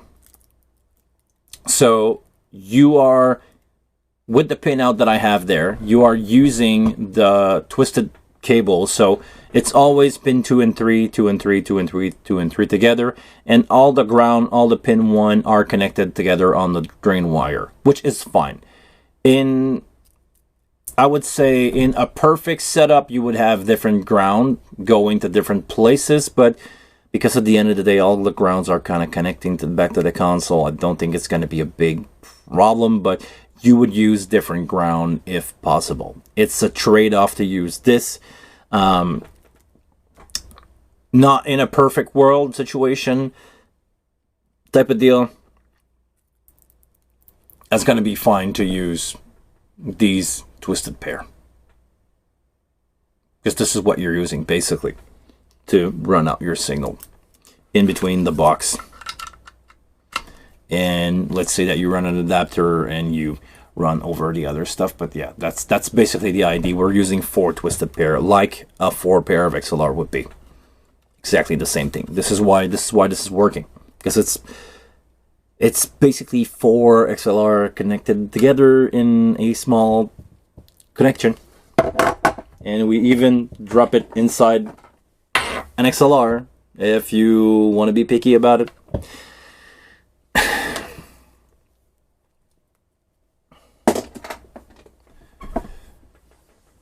All right, let's go back to your question. You need to remember it's all copper to copper. As long as both ends are terminated the same, it works. Yes, but no. Because you need to have the twisted pair going for that cable to be balanced inside the shield, preferably. So, no, pinout matter. I remember doing a video many years ago, answering back to Glenn Fricker about that. Probably never seen that video anyway, or I think I removed it because I tried a different approach. I tried a Glenn Fricker approach to my YouTube channel, which is not me and did not work out well back then. But basically, no, it matters. You need to have the right amount of, you need to have the right twisted pair connected together, and this is exactly what we did. This is why when I look at the connection here, I'm going to go from pin 1 to pin 1 for me to 8. So backward for you guys. Actually, let's go in your let's go viewer's view. So I have pin 2, pin 3, pin 2, which doesn't really matter because it's a twisted pair. I have again pin 3, pin 2 on 6, because when you look at the graph for RJ45, usually this is where you're going to have your separate pair. A pair in the middle, same twisted pair, and at the end, the last 2 are going to be the brown pair that I know. This is going to be another twisted pair. But it doesn't really matter if you change polarity on the XLR, but it's going to matter a lot if you if you do not respect twisted pair. You can invert pin 2 and 3 in that design, it's going to work, but you need to send a signal through a RJ45 cable respecting the twisted pair. Otherwise, it's not going to work. There's a reason why it's built like that. I learned that the hard way when I first did my first few RJ45 cable years and years ago. I purchased, actually, I believe it's leftover from this cable, or this cable is leftover from that run. I purchased some really cool fireproof Cat 6A cable to run on my X32 back then, because there was no wing. And I decided to just go like whatever, like orange. Like what's the pin out? What's the twisted pair number? I go orange, white, orange, blue, white, blue, and green, and then the brown pair. And because I did not insert the green or blue pair in the middle of the other one, opening up for pin 3, opening up in between pin 3 and 6, it did not work. So yes, the 576B, this is what I use. This is actually what we use today. This cable is wired that way. That box is also wired to use the twisted pair that way. Maddie. Anybody talk about Maddie? Who knows? I mean, the Wing has a great SG server. Yes.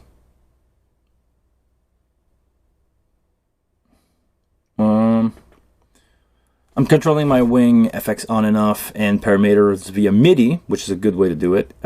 Control on the B beat, really nice. So that way you can have stuff happening on the Wing. It's really nice. It's awesome. We also control the quad cortex and lead fractals. Works 100% of the time. Yeah, well, MIDI is analog signal. So as long as you have a good cable, you can... Oh, actually, I'm running Cat 5 for XLR. You can also do the same thing with MIDI. If you want to do some long MIDI run, you can have an adapter and convert MIDI to 3-pin XLR. It used the same kind of signal. Even if your MIDI cable has 5 cable or 5 pin in there, there's only 3 that are used. You have a data positive, data negative, and a ground. So you can convert. There are adapters out there, but you can build one yourself that convert from 5-pin DIN to 3-pin XLR. A lot of bands that I know that use MIDI are running XLR in between the device. It's way more common if they ever break a cable. They run that usually to a box. They're going to have on their pedal board a box like this that's going to act as a converter. So they have, like, say, a XLR in and out for daisy chaining the device together. And on the side, they're going to have those XLR to DIN. So that way you never really break your cable on your device, or you never really break your cable because you're running XLR. And really, XLR are really solid connection, especially the chassis ones are really solid connection. If you go with Neutrik stuff, you cannot go wrong about that. Hold on. I tried to read what you guys say.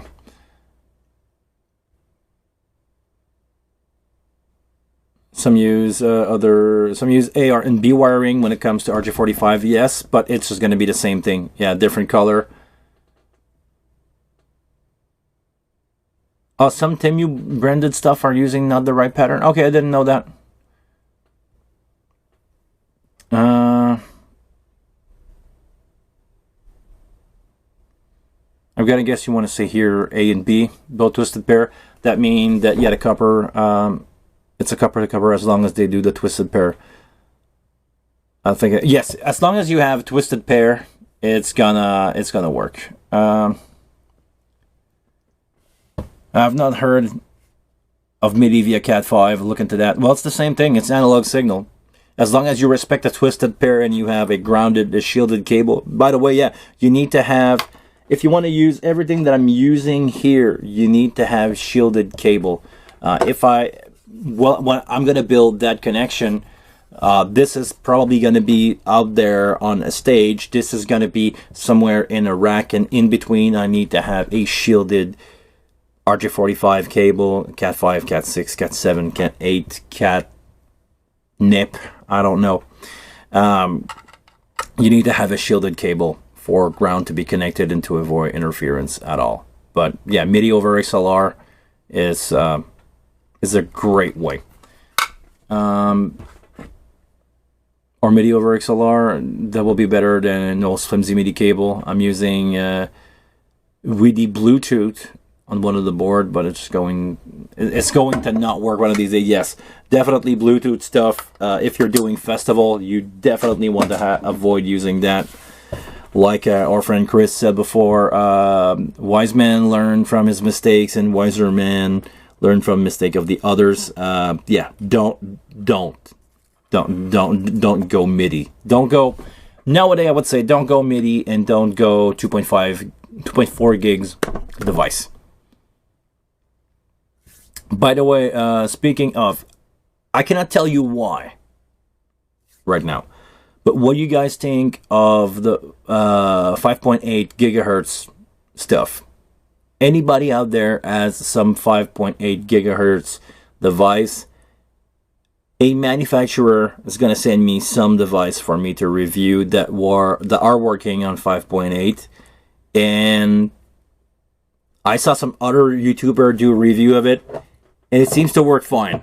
But anybody have some real life experience with it? It's going to be a great affordable way to have wireless stuff. I don't want to go over too much right now, but it's going to be a great way to have wireless stuff going. If anybody in the chat has some experience with that stuff, I want to hear what you have to say. It's just electricity, baby. Yeah, pretty much. Pretty much. No, it's not, but yes.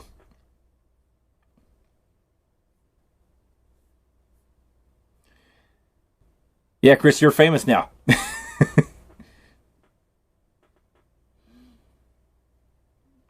No, we're happy to have you around, man. I welcome... Oh, come on, Chris. Come on.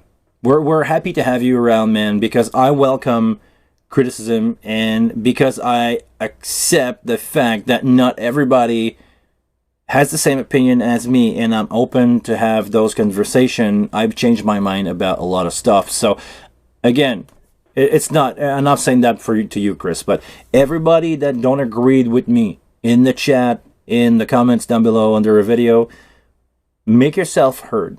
I'm more than happy to welcome constructive criticism, and you cannot agree with me on something, and I want to hear you and why. Just don't say, well, I don't agree with you on something. Okay, why? What's the reason behind it? Like Chris doesn't like my Cat 5 over audio, my XLR over Cat 5, because basically he thinks it's not going to be reliable. I've done my fair share of festival using, you know, AS50. I've built my own Snake for my touring rig with most of the band that I'm touring with. I've been using Dante for years, all over the place. RG45 to me is not a unreliable connection. Of course, the old-timer mentality of having a 50 pair like Veeam's Snake going to front of house and in between, you know, festival... in a festival situation, having a big 50 pair Snake is more reliable than having an RG45. I agreed, but let me actually... I've talked about Oshiaga a few minutes ago. I was in this situation... I'm going to get some word. English is my second language, right? Coffee time. There you go. Yeah, let's put it here. A few years ago, I was front of house at the Sonic Island. I try to remember the name of these festivals because they are pretty much all the same. But everything that's happening at Parc Jean Drapeau in Montreal. So it's Heavy Montreal, Sonic Island, Oshiaga, and another one that I cannot remember right now. But it's basically the same setup, same stage. They just changed the banner, basically. And I was front of house for one of these festivals. I had a really good time mixing, welcoming DJs, because I'm not going to say I mixed DJs, but I had a really good time welcoming DJs. Some of them walk from the stage and thank me because it sounded good at the front. They heard that it sounded good at the front, and they walk from the artist world to me to shake my hand. And anyway, all that to say that in between two festivals, when they changing the banner in between, I believe it was Oshiaga and Sonic Island. Sonic Island is really the DJ fest. Oshiaga was more band-like, but mostly my stage was electronic DJ-ish, electronic bands. We had a 50 pair run in between front of house and the stage. It was buried in a trench because it's a festival. You don't want cable everywhere.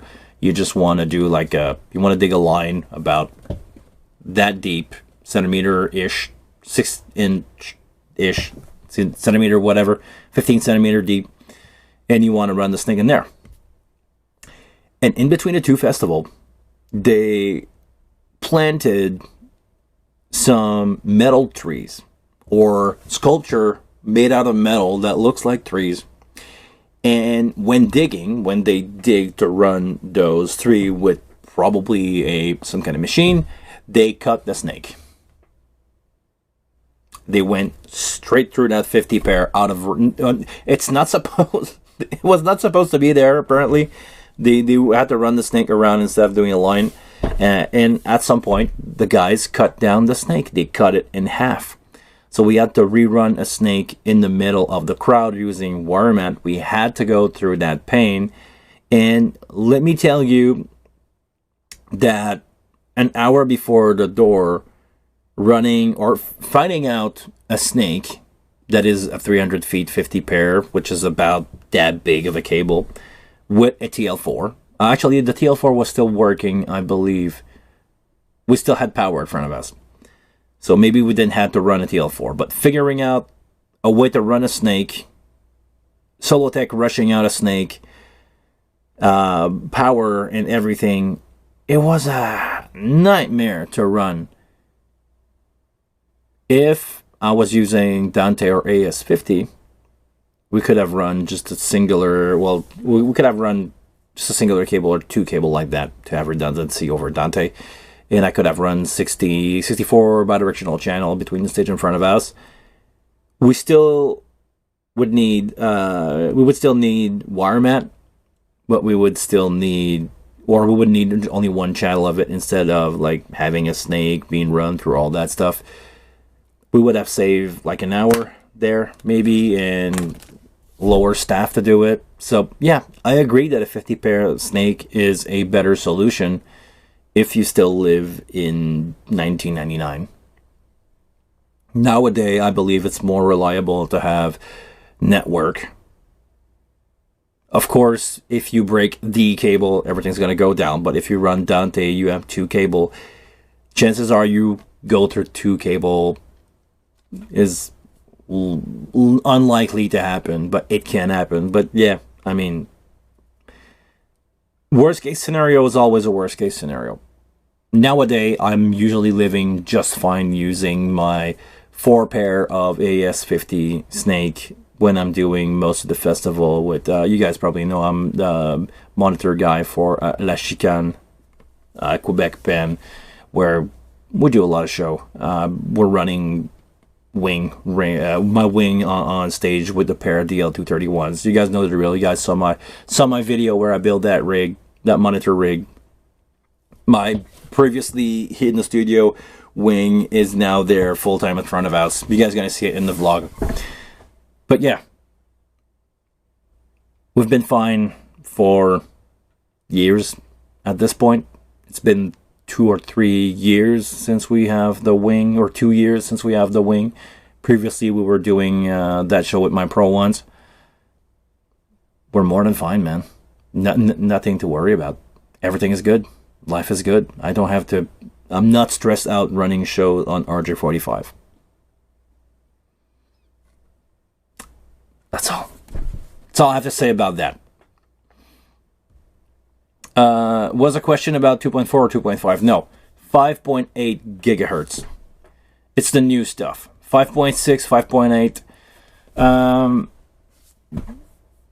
My experience with the 2.4 and 5.6 gigahertz in-ear monitors, IEMs, They work well as long as they can be scanned, as long as they scan channels and have more than 10 channels available. The distance, the issue is distance. I cannot boost. Sorry. Sorry, I cannot read the bottom of the chat for some reason. It's more than 10 channel available, and the issue is distance. You can't boost the signal. Okay, you cannot boost the signal on them. Like, you cannot have a antenna distribution like I would run on the PSM 300 or 900. Okay. Okay, so yeah, that's my experience too. As long as you have a little bit of range, you're not in a too crowded of an environment. But as far as I understand, the 5.6 and 5.8 gig right now are not crowded environment. A friend of mine have a wireless video setup, and he's been doing just fine with that.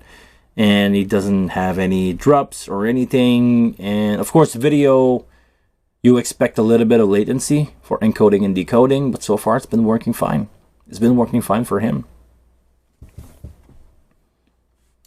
I've seen MIDI over 1.25 inch cable. IKEY Multimedia does it. XLR should work. So Ethercount, yes, that's all gonna work because it's copper. As long as you respect twisted pair, it's gonna work. Shielded twisted pair, it can be run into an RJ45, which is a better conductor than most XLR out there. Yeah, that's going to work. Theoretically, on XLR 3-pin microphone XLR, the cheap 24 gauge stuff, you can run 100 feet of MIDI in between two devices. If you want to run longer than that, you're going to need DMX cable or ASCBU cable, 110 ohm. And with RJ45, well, I would need to try it out, but my guess is you can probably run even longer. I don't know why you would need more than 100 feet of MIDI in between two devices, or actually you're going to have insertion lost at some point. So yeah, if you really want to be picky about it, you can run like RJ45 and daisy chain that in between your device. Most bands that you're doing MIDI are just daisy chain in between the pedal board because everybody's listening to a different channel over MIDI. But yeah, usually it's fine. Usually it's working just fine. All right, guys, do you have? We have time for one or two more questions. We've been going at this for almost 2 hours. It's going to be time for me to explain. Last week, I pulled out the video because not a lot of people show up to the chat. I felt that it was not up to what I usually want to give out as a show for the live stream. I think today we had a really good reach. Thank you very much for everybody who showed up. Thank you to Indada. Thank you to that gentleman that his name is too small, but we talk about his wing rack and MIDI and has a ghost tribute. I love that. Send me your video. I want to see I want to see that ghost tribute band. Or if you ever need a sound guy, let me know. Fly me out. Fly me out. I'll go mix your ghost band. I would really love to. Sheriff, hey. You're almost the last viewer to join in. We're on the way out. I built an entire Snake with shielded RJ45, shielded Cat 5 method. Yeah, flawless. Yeah, it's gonna work. Why do you think it's not gonna work? Any reason why you think it's not gonna work? It's been proven. Like, I don't... Okay, let's talk about that. Another topic. Why do you think it is so hard for people to accept that copper is copper? Why is it so hard for people to understand that this is exactly the same thing as a 4-pair XLR? Because it's not a 4-pair XLR, because it says Cat 5 on it. It's a shielded 4-twisted pair. I don't get it. Well, maybe it's because I know a little too much about cable. Some folks are scared the whole drum snake is also Cat 5e shielded. Yeah, that's going to work. I have 4 Ethercon jack for my 16 drum input. Yeah, like I could see myself doing like small bucks like that, or even doing these with couplers. Go to female here and having, let's say, this as my kick in snares, kick in, kick out, snare top, snare bottom, and just run that with a single XLR, or just using these bucks and just drop 3 of these bucks or 4 of these bucks around the stage or around the drum riser and connect it to those bucks using only 10-footer cable. I don't understand why. Yeah, the only difference is shared ground for 4-channel, which we don't care. It's not affecting the sound at all. Or, okay, I'm not going to say at all. It's not affecting the signal in a significant way to be a problem in live environment.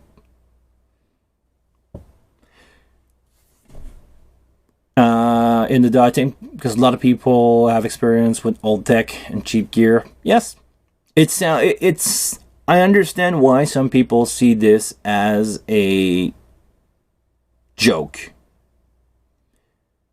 I understand why some people don't want to move away from what they know and what's work.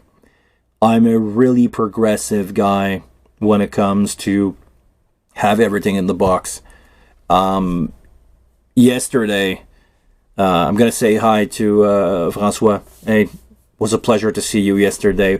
We did a show where my friend Francois showed up with his new Digico, the 112, the smaller one, and he had an outboard gear rack with a bunch of stuff in there. I did not have the chance to stick around to watch a show, but he showed up in a white, you guys know the white tent, plastic-y sounding-ish tent with, harsh environment. And we had a VRX, JBL VRX, to work with. $2 for main, 2 for side, and 2 for front fill, and 2 more for delays. Having outboard gear in that situation, even the best outboard gear in the world, it's not gonna make the tent sound better. I'm not gonna say that I did an excellent job yesterday. I think that I made it happen in a sense where we had a good show, but I'm not gonna win a Grammy for sound of the year. Trust me. We made it happen. We had a good show. And nobody would ever notice the difference if you're using a full-on mastering chain in those situations.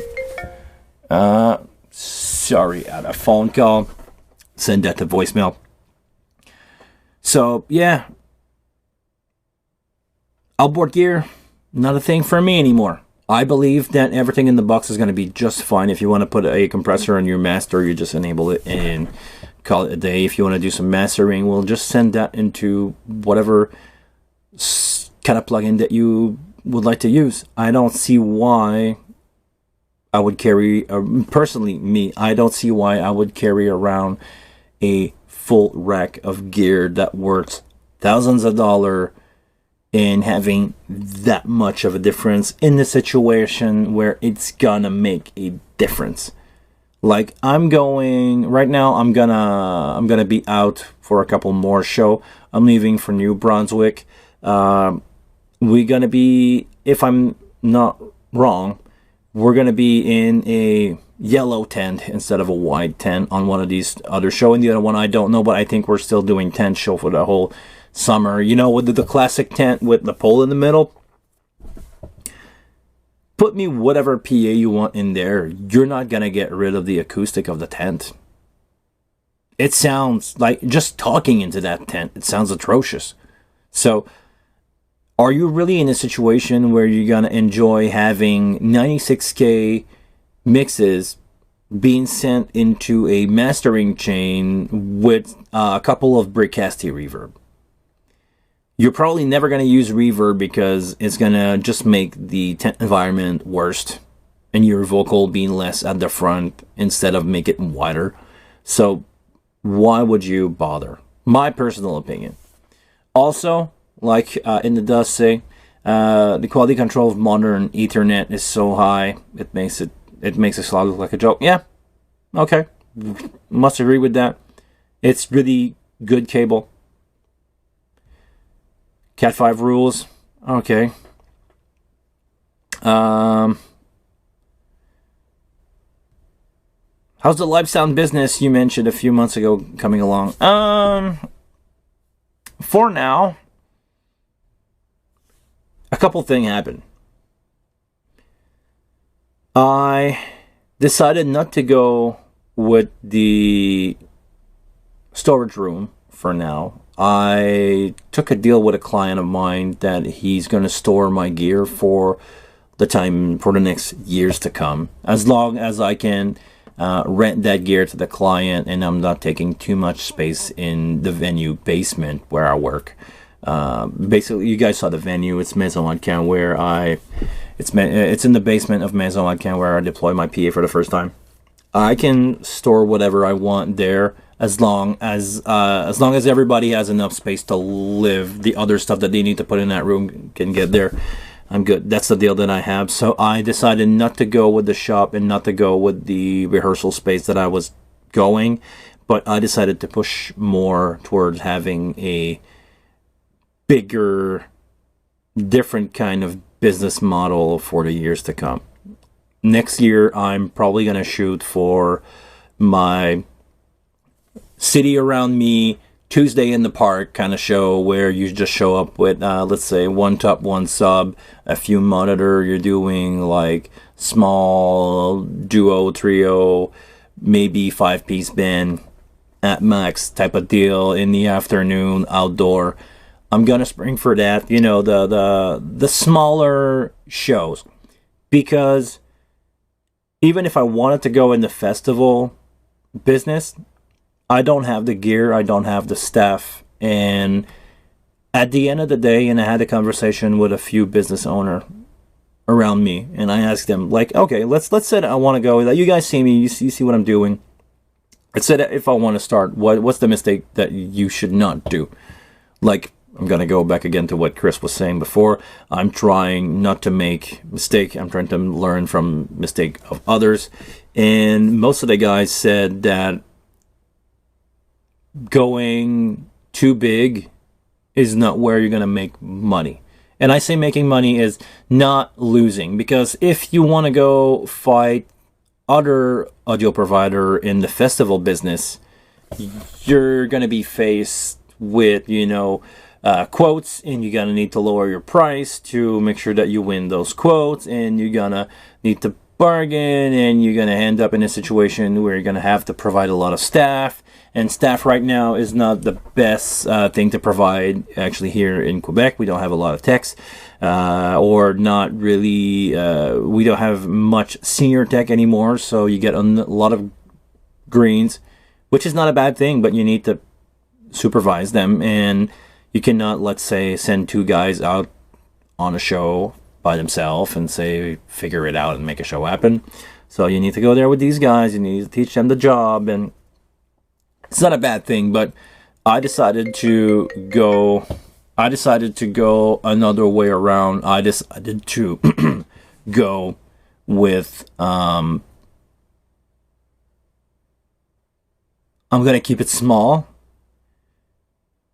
having, a better range of profit instead of bigger number, meaning that I can go myself with a small truck, do a small gig, getting my full paycheck for the day, renting my stuff.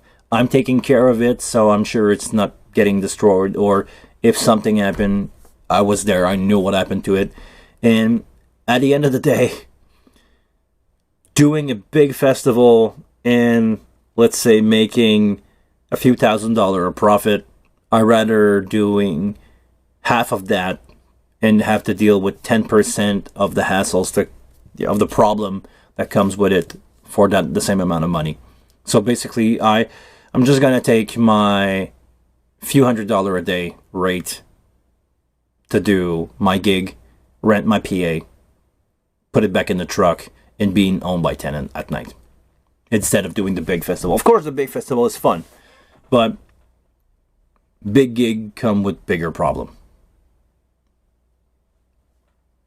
That's the state of the shop right now. So I'm doing more corporate event. I have a few meeting after my vacation in September for new clients, new high-profile clients. They want to do corporate event. It's not much.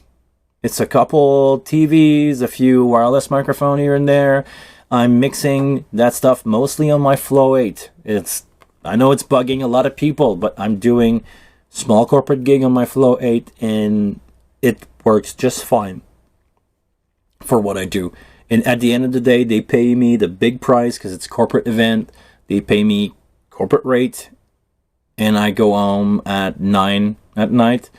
Maybe I've worked a 12-hour shift, but I made some profit instead of deploying a lot of gear, fronting a lot of money on gear that's usually going to take time to pay back. My Flow has been paid already. My wireless microphone have been paid already the first year that I got those, and it's been 5 years. So in the long run, small corporate event and small to mid-size show is the perfect target for me, and that's where I'm going. I'm going to keep everything small, and I'm going to wait for me to outgrow my shell before moving to the next step and to the next step and going to maybe purchase a building to have the shop in it and do some rehearsal space. Maybe it was too big of a step to begin with. So I'm gonna start with these and go slowly over that. I'm gonna go with a few more questions here. I have a thing for you. Maybe investigate. I'm about to. I use the Behringer splitter. I get noise on the wing input if no mic is connected to the Behringer input. Seems like they didn't normalize the jack. Probably it's probably an open circuit being sent into that preamp. This is probably why it's doing that. Okay, I'm gonna try to go over your question quickly because I don't want to stay here for. I don't want the stream to be another half an hour. I would love to stay here with you guys, but I want to keep it interesting for you guys to watch and play back. I have a friend who is skilled but hate Dante. He doesn't fully understand it, and every time he has no one who knows it. It's getting okay. It's never worked right away. Yeah, funny enough, I know Dante, and my venue that I work most of the time is all Dante. I do show without XLRs, and yeah, it works just fine. You need to know what you're doing. I've learned Dante. Actually, every single sound guy nowadays should be a part-time IT/hobbyist network guy. This is where the business is going. I believe that in a few years, we're going to have a device with no XLR output. It's going to be all Dante. Within a few years. Well, actually, I think the Spectera stuff and the PSM stuff, the new PSM Accent from Shure, I believe is only Dante.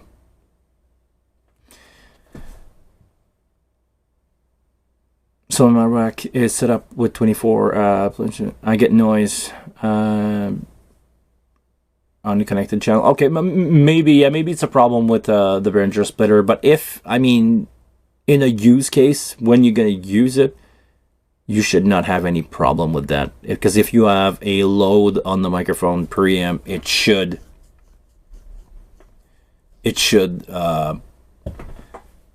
fix that. It should not be a problem. Oh my God, not that conversation. Come on. I got Lynch in one of the live sound group and said that no one leave the show. Say it was not 46K. Yeah, I totally agreed. Sorry, but yeah, no one's gonna leave the show and say, "Oh man, it's really sounding like a Breakouts reverb."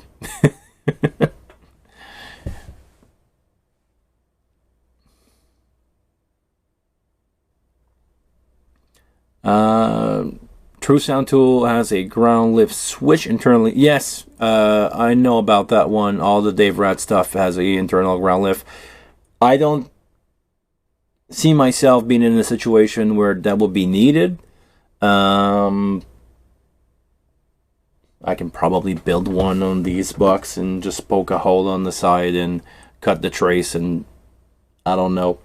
But they will be linked together. I don't know. Well, I don't see myself being in a situation where that's going to be helpful. Of course, Dave has, prevent that, or maybe it wasn't a situation where he needed it and it happened. But let's be honest. When's the last time that you guys had a ground problem on a rig? Where I live in Quebec, we have the most stable, most reliable electricity in the world. Never a problem. Knock on wood, but usually not a problem. The Flow 8 is really powerful. Yes, it is. Let's be honest, I can do 4 mic, 2 stereo instrument, 2 mono monitor mixes, and I'm going to do a gig exactly like that soon. And I can get away with it and mix with my iPad and my phone. Or I can bring boxes like that and just make it work, like at front of house if I really want to. I can get a 8 by 2 Snake and just connected everything and just run that as front of house, or I can just walk around with my iPad. Most of the time it's going to be fine. Over Bluetooth it's going to be fine. Like I have a small gig where, funny enough, okay, let's real business talk here. I was asked to quote a gig for a trio band, and I quote something like basically double what the client expected. I said, okay, I can bring that down to the cost that you, or lower even the cost that you want to go to. So I talked with the band. The band changed their mind. It's not going to be, because they were, cut in half too. So it's not going to be a full trio. It's going to be a duo with tracks.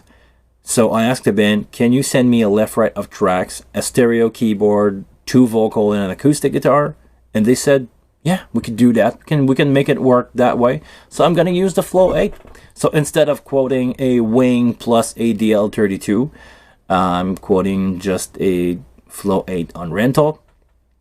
Because I don't have a drum anymore, I'm just going to use 2 top of LA112, which is going to be way more than I need. Monitor-wise, because now we can be mono, nobody care. I can do just 2 CP8 on the floor. So I cut that in half, and I don't have to rent a truck anymore because I don't bring out subs, I don't bring out a wing. I can just do it with my station wagon car. Everything's gonna fit in there. And the funny thing, why I'm telling this story? It's because I satisfied the client. I'm doing crazy amount of stuff with really small gear, which I love, and I didn't cut my rate.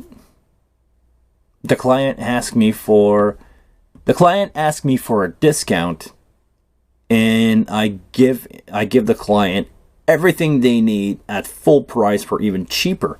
I just cut down on the gear list. And also, cutting down on the gear list, I cut down on the amount of work that's going to be required and the amount of weight that's going to be hauled around. It's a win-win situation, and I didn't cut my price. I'm just using less gear. It's a small show for, like, they're expecting 50 to 100 people. 2 LA112 is probably even overkill. I could probably do it with 2 CP8 if I really want to. But I'm going to go out with the LA112. I'm going to put those in no sub mode. It's going to be fine. I don't have a drum to deal with. Backing track, compressed low end, it's going to be more than fine in LA112, especially for 50 people. Seeing a duo in front of them. I don't need to rumble the hurt with subwoofer for that one. But the funny thing is, I didn't cut my price, and I still get my full daily rate out of that gig. So I will strongly suggest you to get that approach, guy. If you ever doing quotes for a client and they say the price is too high, don't cut your price in half. Cut the gear list in half. Corporate AV is where the money at. Yes, I'm doing corporate in the day, corporate in the week, and bands on the weekend. I've been doing that for 20 freaking years, and it's been fine.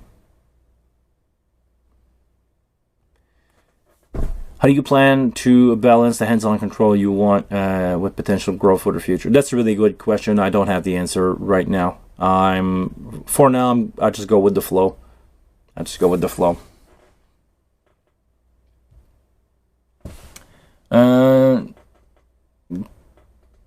Hold on. I'm trying to read that comment. For some reason, my chat is not letting me scroll down all the way to the bottom. I cannot see like the last comment. They're like faded out for some reason. Tell me you think you can turn on and off light with is it a GPIO connection?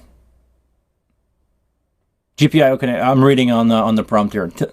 Tell me you think I can turn on and off light with the GPIO connection on the wing. Yes, you can over MIDI. You can over MIDI. If you are connecting the DIN out, I would need to check that out, but I'm pretty sure you can connect the DIN out of the wing to MIDI to a light console, and you can send out your foot switch, GPIO foot switch, or just a button or a MIDI button out of the DIN in the back to control a light console. You can definitely do that.